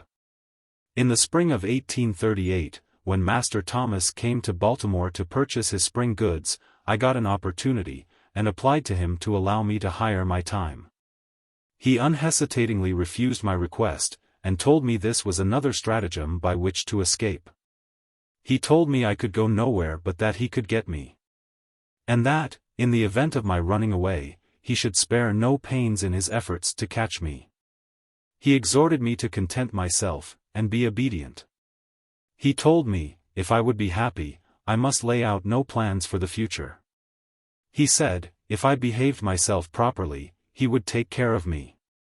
Indeed, he advised me to complete thoughtlessness of the future, and taught me to depend solely upon him for happiness. He seemed to see fully the pressing necessity of setting aside my intellectual nature, in order to contentment in slavery. But in spite of him, and even in spite of myself, I continued to think about the injustice of my enslavement, and the means of escape. About 2 months after this, I applied to Master Hugh for the privilege of hiring my time. He was not acquainted with the fact that I had applied to Master Thomas, and had been refused. He too, at first, seemed disposed to refuse. But, after some reflection, he granted me the privilege, and proposed the following terms: I was to be allowed all my time, make all contracts with those for whom I worked, and find my own employment. And, in return for this liberty, I was to pay him $3 at the end of each week, find myself in caulking tools, and in board and clothing. My board was $2.50 per week. This, with the wear and tear of clothing and caulking tools, made my regular expenses about $6 per week. This amount I was compelled to make up, or relinquish the privilege of hiring my time. Rain or shine, work or no work, at the end of each week the money must be forthcoming, or I must give up my privilege. This arrangement, it will be perceived, was decidedly in my master's favor. It relieved him of all need of looking after me. His money was sure. He received all the benefits of slaveholding without its evils, while I endured all the evils of a slave, and suffered all the care and anxiety of a freeman. I found it a hard bargain. But, hard as it was, I thought it better than the old mode of getting along. It was a step towards freedom to be allowed to bear the responsibilities of a freeman, and I was determined to hold on upon it. I bent myself to the work of making money. I was ready to work at night as well as day, and by the most untiring perseverance and industry, I made enough to meet my expenses, and lay up a little money every week. I went on thus from May till August. Master Hugh then refused to allow me to hire my time longer. The ground for his refusal was a failure on my part, one Saturday night, to pay him for my week's time. This failure was occasioned by my attending a camp meeting about 10 miles from Baltimore. During the week, I had entered into an engagement with a number of young friends to start from Baltimore to the campground early Saturday evening. And being detained by my employer, I was unable to get down to Master Hugh's without disappointing the company. I knew that Master Hugh was in no special need of the money that night. I therefore decided to go to camp meeting, and upon my return pay him the $3. I stayed at the camp meeting one day longer than I intended when I left. But as soon as I returned, I called upon him to pay him what he considered his due. I found him very angry, he could scarce restrain his wrath. He said he had a great mind to give me a severe whipping. He wished to know how I dared go out of the city without asking his permission. I told him I hired my time, and while I paid him the price which he asked for it, I did not know that I was bound to ask him when and where I should go. This reply troubled him. And, after reflecting a few moments, he turned to me, and said I should hire my time no longer, that the next thing he should know of, I would be running away. Upon the same plea, he told me to bring my tools and clothing home forthwith. I did so. But instead of seeking work, as I had been accustomed to do previously to hiring my time, I spent the whole week without the performance of a single stroke of work. I did this in retaliation. Saturday night, he called upon me as usual for my week's wages. I told him I had no wages, I had done no work that week. Here we were upon the point of coming to blows. He raved, and swore his determination to get hold of me. I did not allow myself a single word, but was resolved, if he laid the weight of his hand upon me, it should be blow for blow. He did not strike me, but told me that he would find me in constant employment in future. I thought the matter over during the next day, Sunday, and finally resolved upon the 3rd day of September, as the day upon which I would make a second attempt to secure my freedom. I now had 3 weeks during which to prepare for my journey. Early on Monday morning, before Master Hugh had time to make any engagement for me, I went out and got employment of Mr. Butler, at his shipyard near the drawbridge, upon what is called the city block, thus making it unnecessary for him to seek employment for me. At the end of the week, I brought him between $8 and $9. He seemed very well pleased, and asked why I did not do the same the week before. He little knew what my plans were. My object in working steadily was to remove any suspicion he might entertain of my intent to run away, and in this I succeeded admirably. I suppose he thought I was never better satisfied with my condition than at the very time during which I was planning my escape. The 2nd week passed, and again I carried him my full wages. And so well pleased was he, that he gave me 25 cents, quite a large sum for a slaveholder to give a slave, and bade me to make a good use of it. I told him I would. Things went on without very smoothly indeed, but within there was trouble. It is impossible for me to describe my feelings as the time of my contemplated start drew near. I had a number of warm-hearted friends in Baltimore, friends that I loved almost as I did my life, and the thought of being separated from them forever was painful beyond expression. It is my opinion that thousands would escape from slavery, who now remain, but for the strong cords of affection that bind them to their friends. The thought of leaving my friends was decidedly the most painful thought with which I had to contend. The love of them was my tender point, and shook my decision more than all things else. Besides the pain of separation, the dread and apprehension of a failure exceeded what I had experienced at my first attempt.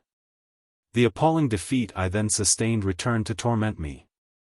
I felt assured that, if I failed in this attempt, my case would be a hopeless one, it would seal my fate as a slave forever. I could not hope to get off with anything less than the severest punishment, and being placed beyond the means of escape. It required no very vivid imagination to depict the most frightful scenes through which I should have to pass, in case I failed. The wretchedness of slavery, and the blessedness of freedom, were perpetually before me. It was life and death with me. But I remained firm, and, according to my resolution, on the 3rd day of September, 1838, I left my chains, and succeeded in reaching New York without the slightest interruption of any kind. How I did so, what means I adopted, what direction I traveled, and by what mode of conveyance, I must leave unexplained, for the reasons before mentioned.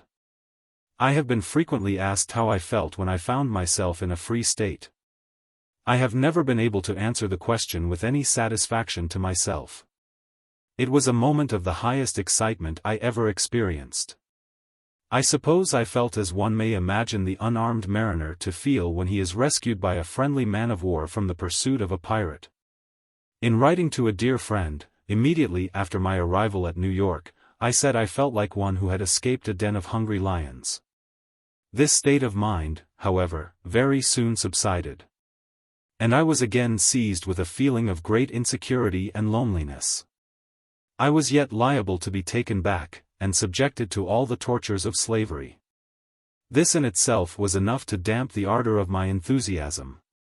But the loneliness overcame me. There I was in the midst of thousands, and yet a perfect stranger. Without home and without friends, in the midst of thousands of my own brethren, children of a common father, and yet I dared not to unfold to any one of them my sad condition. I was afraid to speak to anyone for fear of speaking to the wrong one, and thereby falling into the hands of money-loving kidnappers, whose business it was to lie in wait for the panting fugitive.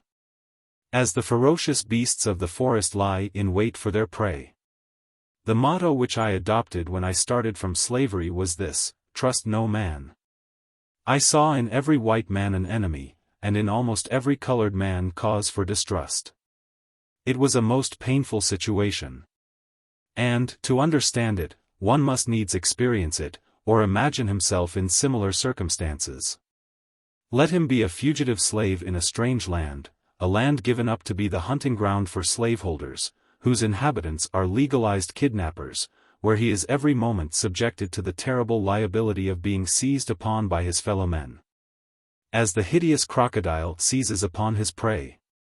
I say, let him place himself in my situation, without home or friends, without money or credit, wanting shelter, and no one to give it, wanting bread, and no money to buy it, and at the same time let him feel that he is pursued by merciless men-hunters, and in total darkness as to what to do, where to go, or where to stay, perfectly helpless both as to the means of defense and means of escape, in the midst of plenty, yet suffering the terrible gnawings of hunger, in the midst of houses. Yet having no home, among fellow men, yet feeling as if in the midst of wild beasts, whose greediness to swallow up the trembling and half-famished fugitive is only equalled by that with which the monsters of the deep swallow up the helpless fish upon which they subsist. I say, let him be placed in this most trying situation, the situation in which I was placed, then, and not till then, will he fully appreciate the hardships of, and know how to sympathize with, the toil-worn and whip-scarred fugitive slave. Thank heaven, I remained but a short time in this distressed situation. I was relieved from it by the humane hand of Mr. David Ruggles, whose vigilance, kindness, and perseverance, I shall never forget. I am glad of an opportunity to express, as far as words can, the love and gratitude I bear him. Mr. Ruggles is now afflicted with blindness, and is himself in need of the same kind offices which he was once so forward in the performance of toward others. I had been in New York but a few days, when Mr. Ruggles sought me out, and very kindly took me to his boarding house at the corner of Church and L'Espinard streets. Mr. Ruggles was then very deeply engaged in the memorable Dard case, as well as attending to a number of other fugitive slaves, devising ways and means for their successful escape. And, though watched and hemmed in on almost every side, he seemed to be more than a match for his enemies. Very soon after I went to Mr. Ruggles, he wished to know of me where I wanted to go, as he deemed it unsafe for me to remain in New York. I told him I was a caulker, and should like to go where I could get work. I thought of going to Canada. But he decided against it, and in favor of my going to New Bedford, thinking I should be able to get work there at my trade. At this time, Anna, to my intended wife, came on. For I wrote to her immediately after my arrival at New York, notwithstanding my homeless, houseless, and helpless condition, informing her of my successful flight, and wishing her to come on forthwith.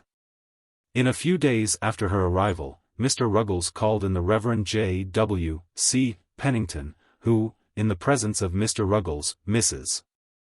Michaels, and 2 or 3 others, performed the marriage ceremony, and gave us a certificate, of which the following is an exact copy. This may certify That I joined together in holy matrimony Frederick Johnson III and Anna Murray, as man and wife, in the presence of Mr. David Ruggles and Mrs. Michaels. James W. C. Pennington. New York, September 15, 1838. Upon receiving this certificate, and a $5 bill from Mr. Ruggles, I shouldered one part of our baggage, and Anna took up the other, and we set out forthwith to take passage on board of the steamboat John W. Richmond for Newport, on our way to New Bedford.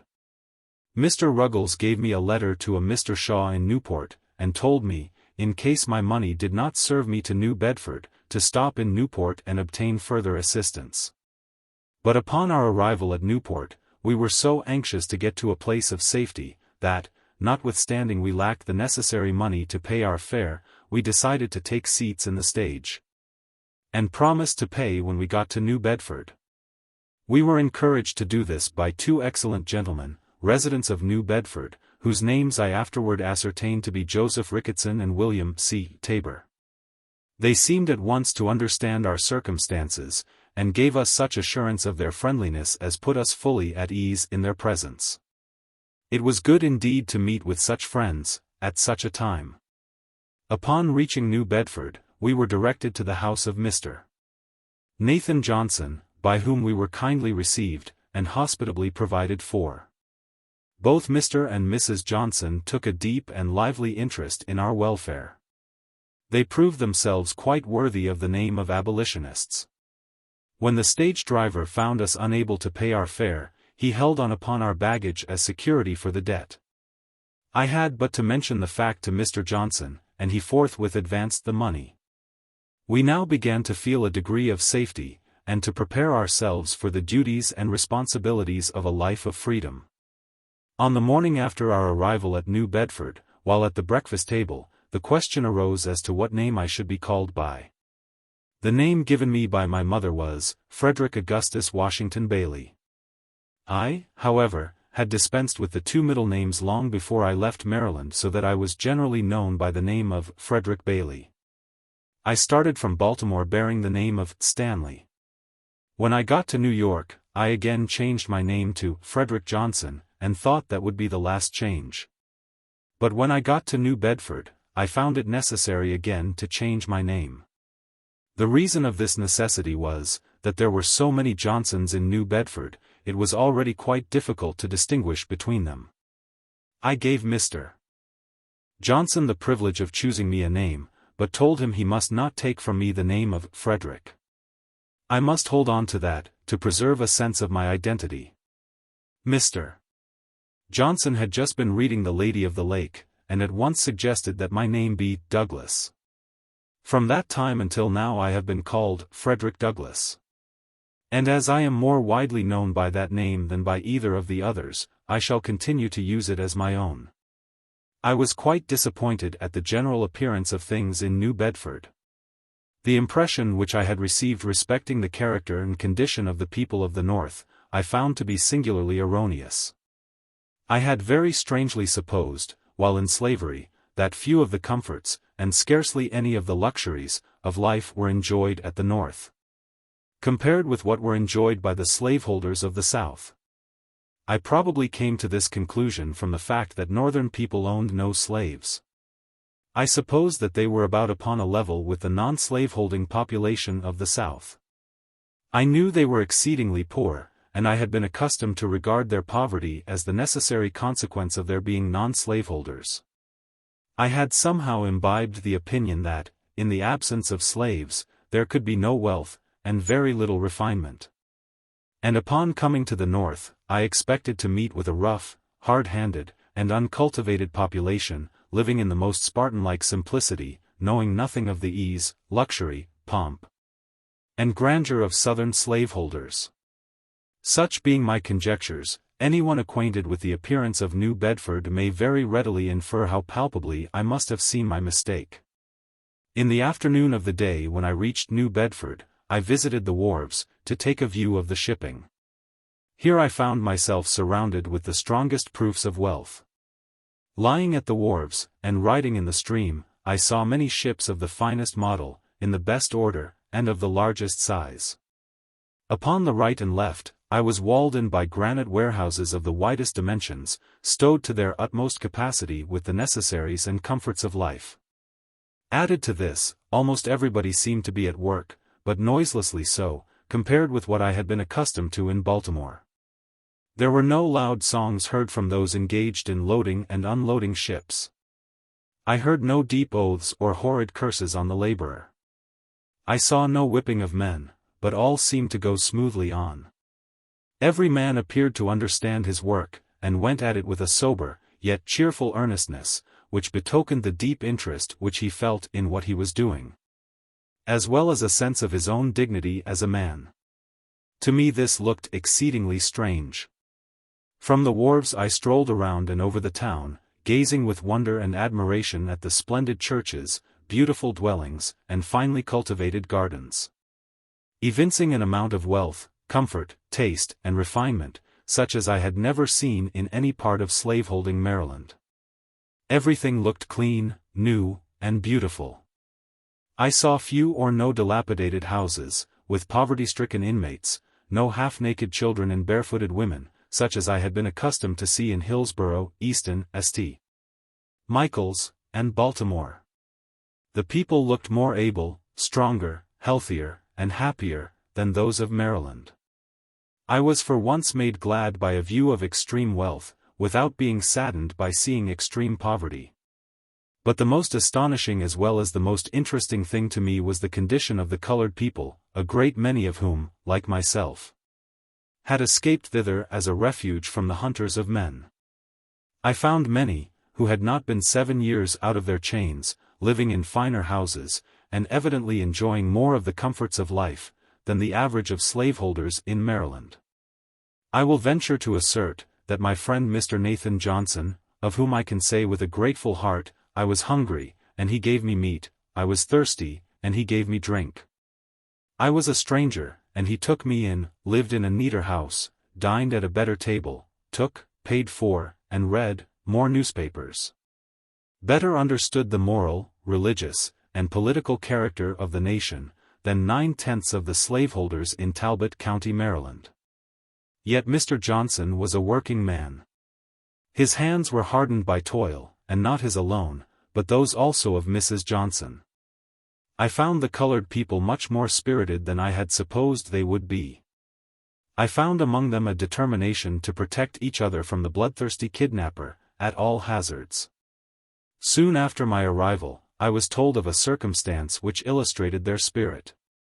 A colored man and a fugitive slave were on unfriendly terms. The former was heard to threaten the latter with informing his master of his whereabouts. Straightway a meeting was called among the colored people, under the stereotyped notice, "Business of importance." The betrayer was invited to attend. The people came at the appointed hour, and organized the meeting by appointing a very religious old gentleman as president, who, I believe, made a prayer. After which he addressed the meeting as follows: "Friends, we have got him here, and I would recommend that you young men just take him outside the door, and kill him." With this, a number of them bolted at him, but they were intercepted by some more timid than themselves, and the betrayer escaped their vengeance, and has not been seen in New Bedford since. I believe there have been no more such threats, and should there be hereafter, I doubt not that death would be the consequence. I found employment, the 3rd day after my arrival, in stowing a sloop with a load of oil. It was new, dirty, and hard work for me, but I went at it with a glad heart and a willing hand. I was now my own master. It was a happy moment, the rapture of which can be understood only by those who have been slaves. It was the first work, the reward of which was to be entirely my own. There was no Master Hugh standing ready, the moment I earned the money, to rob me of it. I worked that day with a pleasure I had never before experienced. I was at work for myself and newly married wife. It was to me the starting point of a new existence. When I got through with that job, I went in pursuit of a job of caulking. But such was the strength of prejudice against color, among the white caulkers, that they refused to work with me, and of course I could get no employment. 4. Finding my trade of no immediate benefit, I threw off my caulking habiliments, and prepared myself to do any kind of work I could get to do. Mr.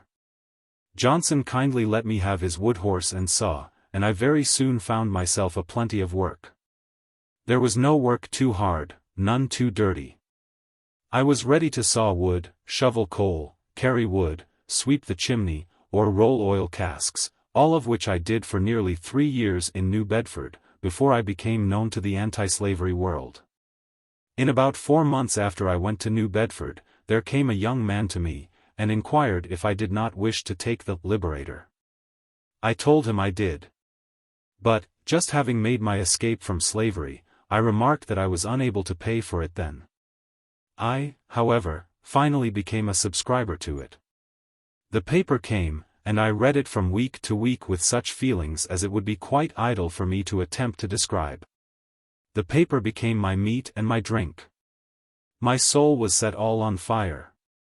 Its sympathy for my brethren in bonds, its scathing denunciations of slaveholders, its faithful exposures of slavery, and its powerful attacks upon the upholders of the institution, sent a thrill of joy through my soul, such as I had never felt before.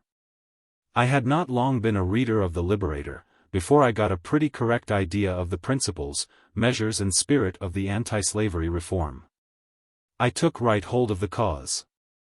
I could do but little, but what I could, I did with a joyful heart, and never felt happier than when in an anti-slavery meeting. I seldom had much to say at the meetings, because what I wanted to say was said so much better by others.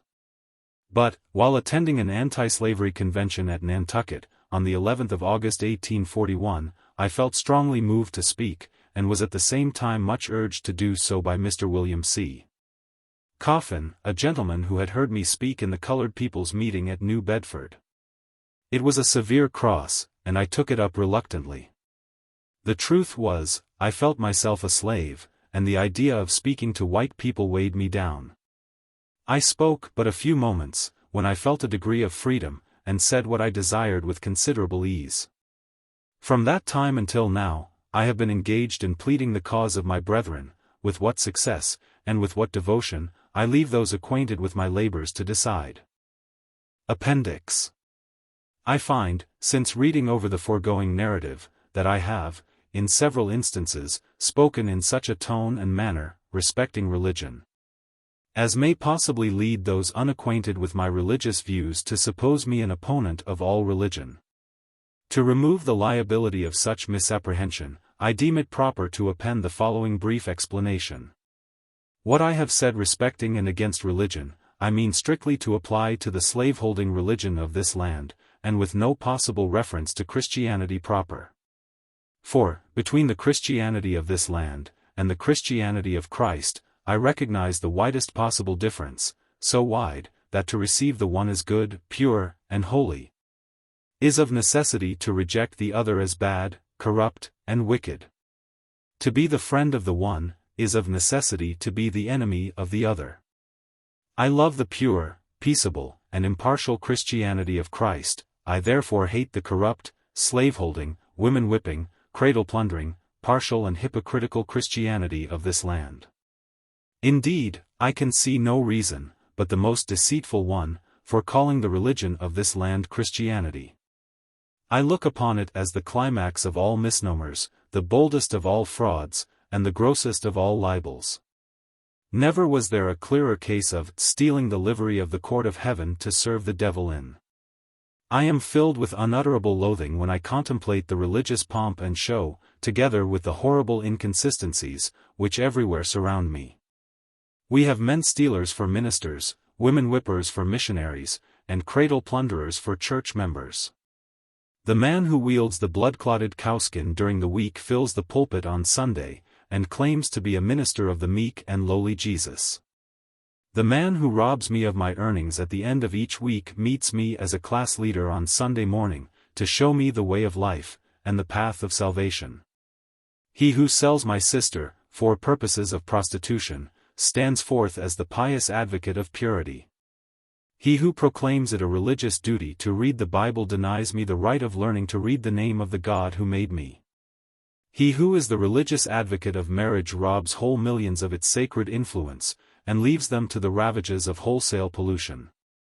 The warm defender of the sacredness of the family relation is the same that scatters whole families, sundering husbands and wives, parents and children, sisters and brothers, leaving the hut vacant and the hearth desolate.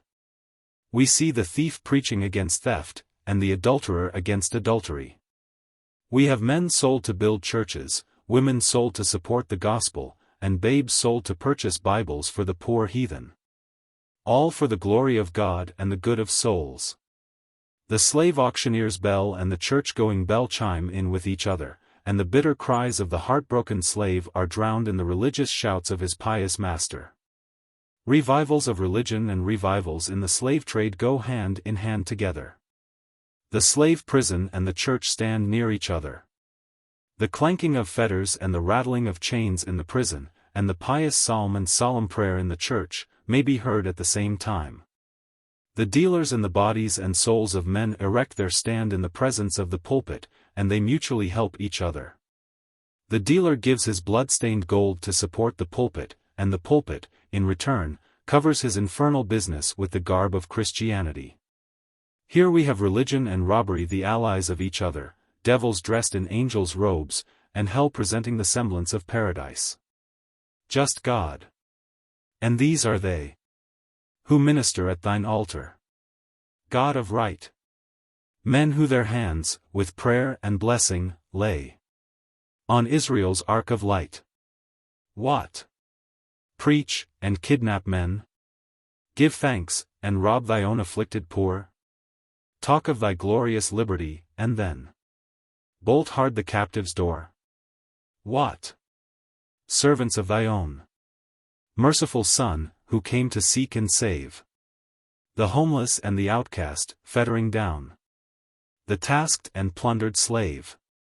Pilate and Herod friends, chief priests and rulers, as of old, combine. Just God and holy is that church which lends strength to the spoiler thine. The Christianity of America is a Christianity, of whose votaries it may be as truly said, as it was of the ancient scribes and Pharisees, they bind heavy burdens, and grievous to be borne, and lay them on men's shoulders, but they themselves will not move them with one of their fingers. All their works they do for to be seen of men, they love the uppermost rooms at feasts, and the chief seats in the synagogues, and to be called of men, Rabbi, Rabbi. But woe unto you, scribes and Pharisees, hypocrites! For ye shut up the kingdom of heaven against men, for ye neither go in yourselves, neither suffer ye them that are entering to go in. Ye devour widows' houses, and for a pretence make long prayers, therefore ye shall receive the greater damnation. Ye compass sea and land to make one proselyte, and when he is made, ye make him twofold more the child of hell than yourselves. Woe unto you, scribes and Pharisees, hypocrites! For ye pay tithe of mint, and anise, and cumin, and have omitted the weightier matters of the law, judgment, mercy, and faith. These ought ye to have done, and not to leave the other undone. Ye blind guides, which strain at a gnat and swallow a camel. Woe unto you, scribes and Pharisees, hypocrites! For ye make clean the outside of the cup and of the platter, but within, they are full of extortion and excess. Woe unto you, scribes and Pharisees, hypocrites! For ye are like unto whited sepulchres, which indeed appear beautiful outward, but are within full of dead men's bones, and of all uncleanness. Even so ye also outwardly appear righteous unto men, but within ye are full of hypocrisy and iniquity. Dark and terrible as is this picture, I hold it to be strictly true of the overwhelming mass of professed Christians in America. They strain at a gnat, and swallow a camel. Could anything be more true of our churches? They would be shocked at the proposition of fellowshipping a sheep-stealer. And at the same time they hug to their communion a man-stealer, and brand me with being an infidel, if I find fault with them for it. They attend with pharisaical strictness to the outward forms of religion, and at the same time neglect the weightier matters of the law, judgment, mercy, and faith. They are always ready to sacrifice, but seldom to show mercy. They are they who are represented as professing to love God whom they have not seen, whilst they hate their brother whom they have seen. They love the heathen on the other side of the globe. They can pray for him, pay money to have the Bible put into his hand, and missionaries to instruct him, while they despise and totally neglect the heathen at their own doors. Such is, very briefly, my view of the religion of this land. And to avoid any misunderstanding, growing out of the use of general terms, I mean by the religion of this land, that which is revealed in the words, deeds, and actions, of those bodies. North and South, calling themselves Christian churches, and yet in union with slaveholders. It is against religion, as presented by these bodies, that I have felt it my duty to testify. I conclude these remarks by copying the following portrait of the religion of the South, which is, by communion and fellowship, the religion of the North. Which I soberly affirm is, true to the life, and without caricature or the slightest exaggeration. It is said to have been drawn, several years before the present anti-slavery agitation began, by a Northern Methodist preacher, who, while residing at the South, had an opportunity to see slaveholding morals, manners, and piety, with his own eyes. Shall I not visit for these things? Saith the Lord. Shall not my soul be avenged on such a nation as this? A parody. Come, saints and sinners, hear me tell how pious priests whip Jack and Nell, and women buy and children sell, and preach all sinners down to hell, and sing of heavenly union. They'll bleat and baa, Dona like goats, gorge down black sheep, and strain at motes, array their backs in fine black coats, then seize their negroes by their throats, and choke for heavenly union. They'll church you if you sip a dram, and damn you if you steal a lamb, yet rob old Tony, Doll, and Sam of human rights, and bread and ham. Kidnappers heavenly union. They'll loudly talk of Christ's reward, and bind his image with a cord, and scold, and swing the lash abhorred, and sell their brother in the Lord to handcuffed heavenly union. They'll read and sing a sacred song, and make a prayer both loud and long, and teach the right and do the wrong, hailing the brother, sister throng with words of heavenly union. We wonder how such saints can sing, or praise the Lord upon the wing, who roar, and scold, and whip, and sting, and to their slaves and mammon cling, in guilty conscience union. They'll raise tobacco, corn, and rye, and drive, and thieve, and cheat, and lie, and lay up treasures in the sky, by making switch and cowskin fly, in hope of heavenly union. They'll crack old Tony on the skull, and preach and roar like Bashan bull, or braying ass, of mischief full, then seize old Jacob by the wool, and pull for heavenly union. A roaring, ranting, sleek man thief, who lived on mutton, veal, and beef, yet never would afford relief to needy, sable sons of grief, was big with heavenly union. Love not the world, the preacher said, and winked his eye, and shook his head. He seized on Tom, and Dick, and Ned, cut short their meat, and clothes, and bread, yet still loved heavenly union. Another preacher whining spoke of one whose heart for sinners broke.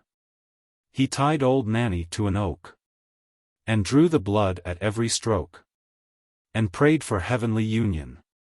Two others op-ed their iron jaws, and waved their children stealing paws. There sat their children in gewgaws, by stinting negroes' backs and maws. They kept up heavenly union. All good from Jack another takes, and entertains their flirts and rakes, who dress as sleek as glossy snakes, and cram their mouths with sweetened cakes. And this goes down for union. Sincerely and earnestly hoping that this little book may do something toward throwing light on the American slave system. and hastening the glad day of deliverance to the millions of my brethren in bonds, faithfully relying upon the power of truth, love, and justice. For success in my humble efforts, and solemnly pledging myself anew to the sacred cause, I subscribe myself. Frederick Douglass. Lynn, Massachusetts, April 28, 1845.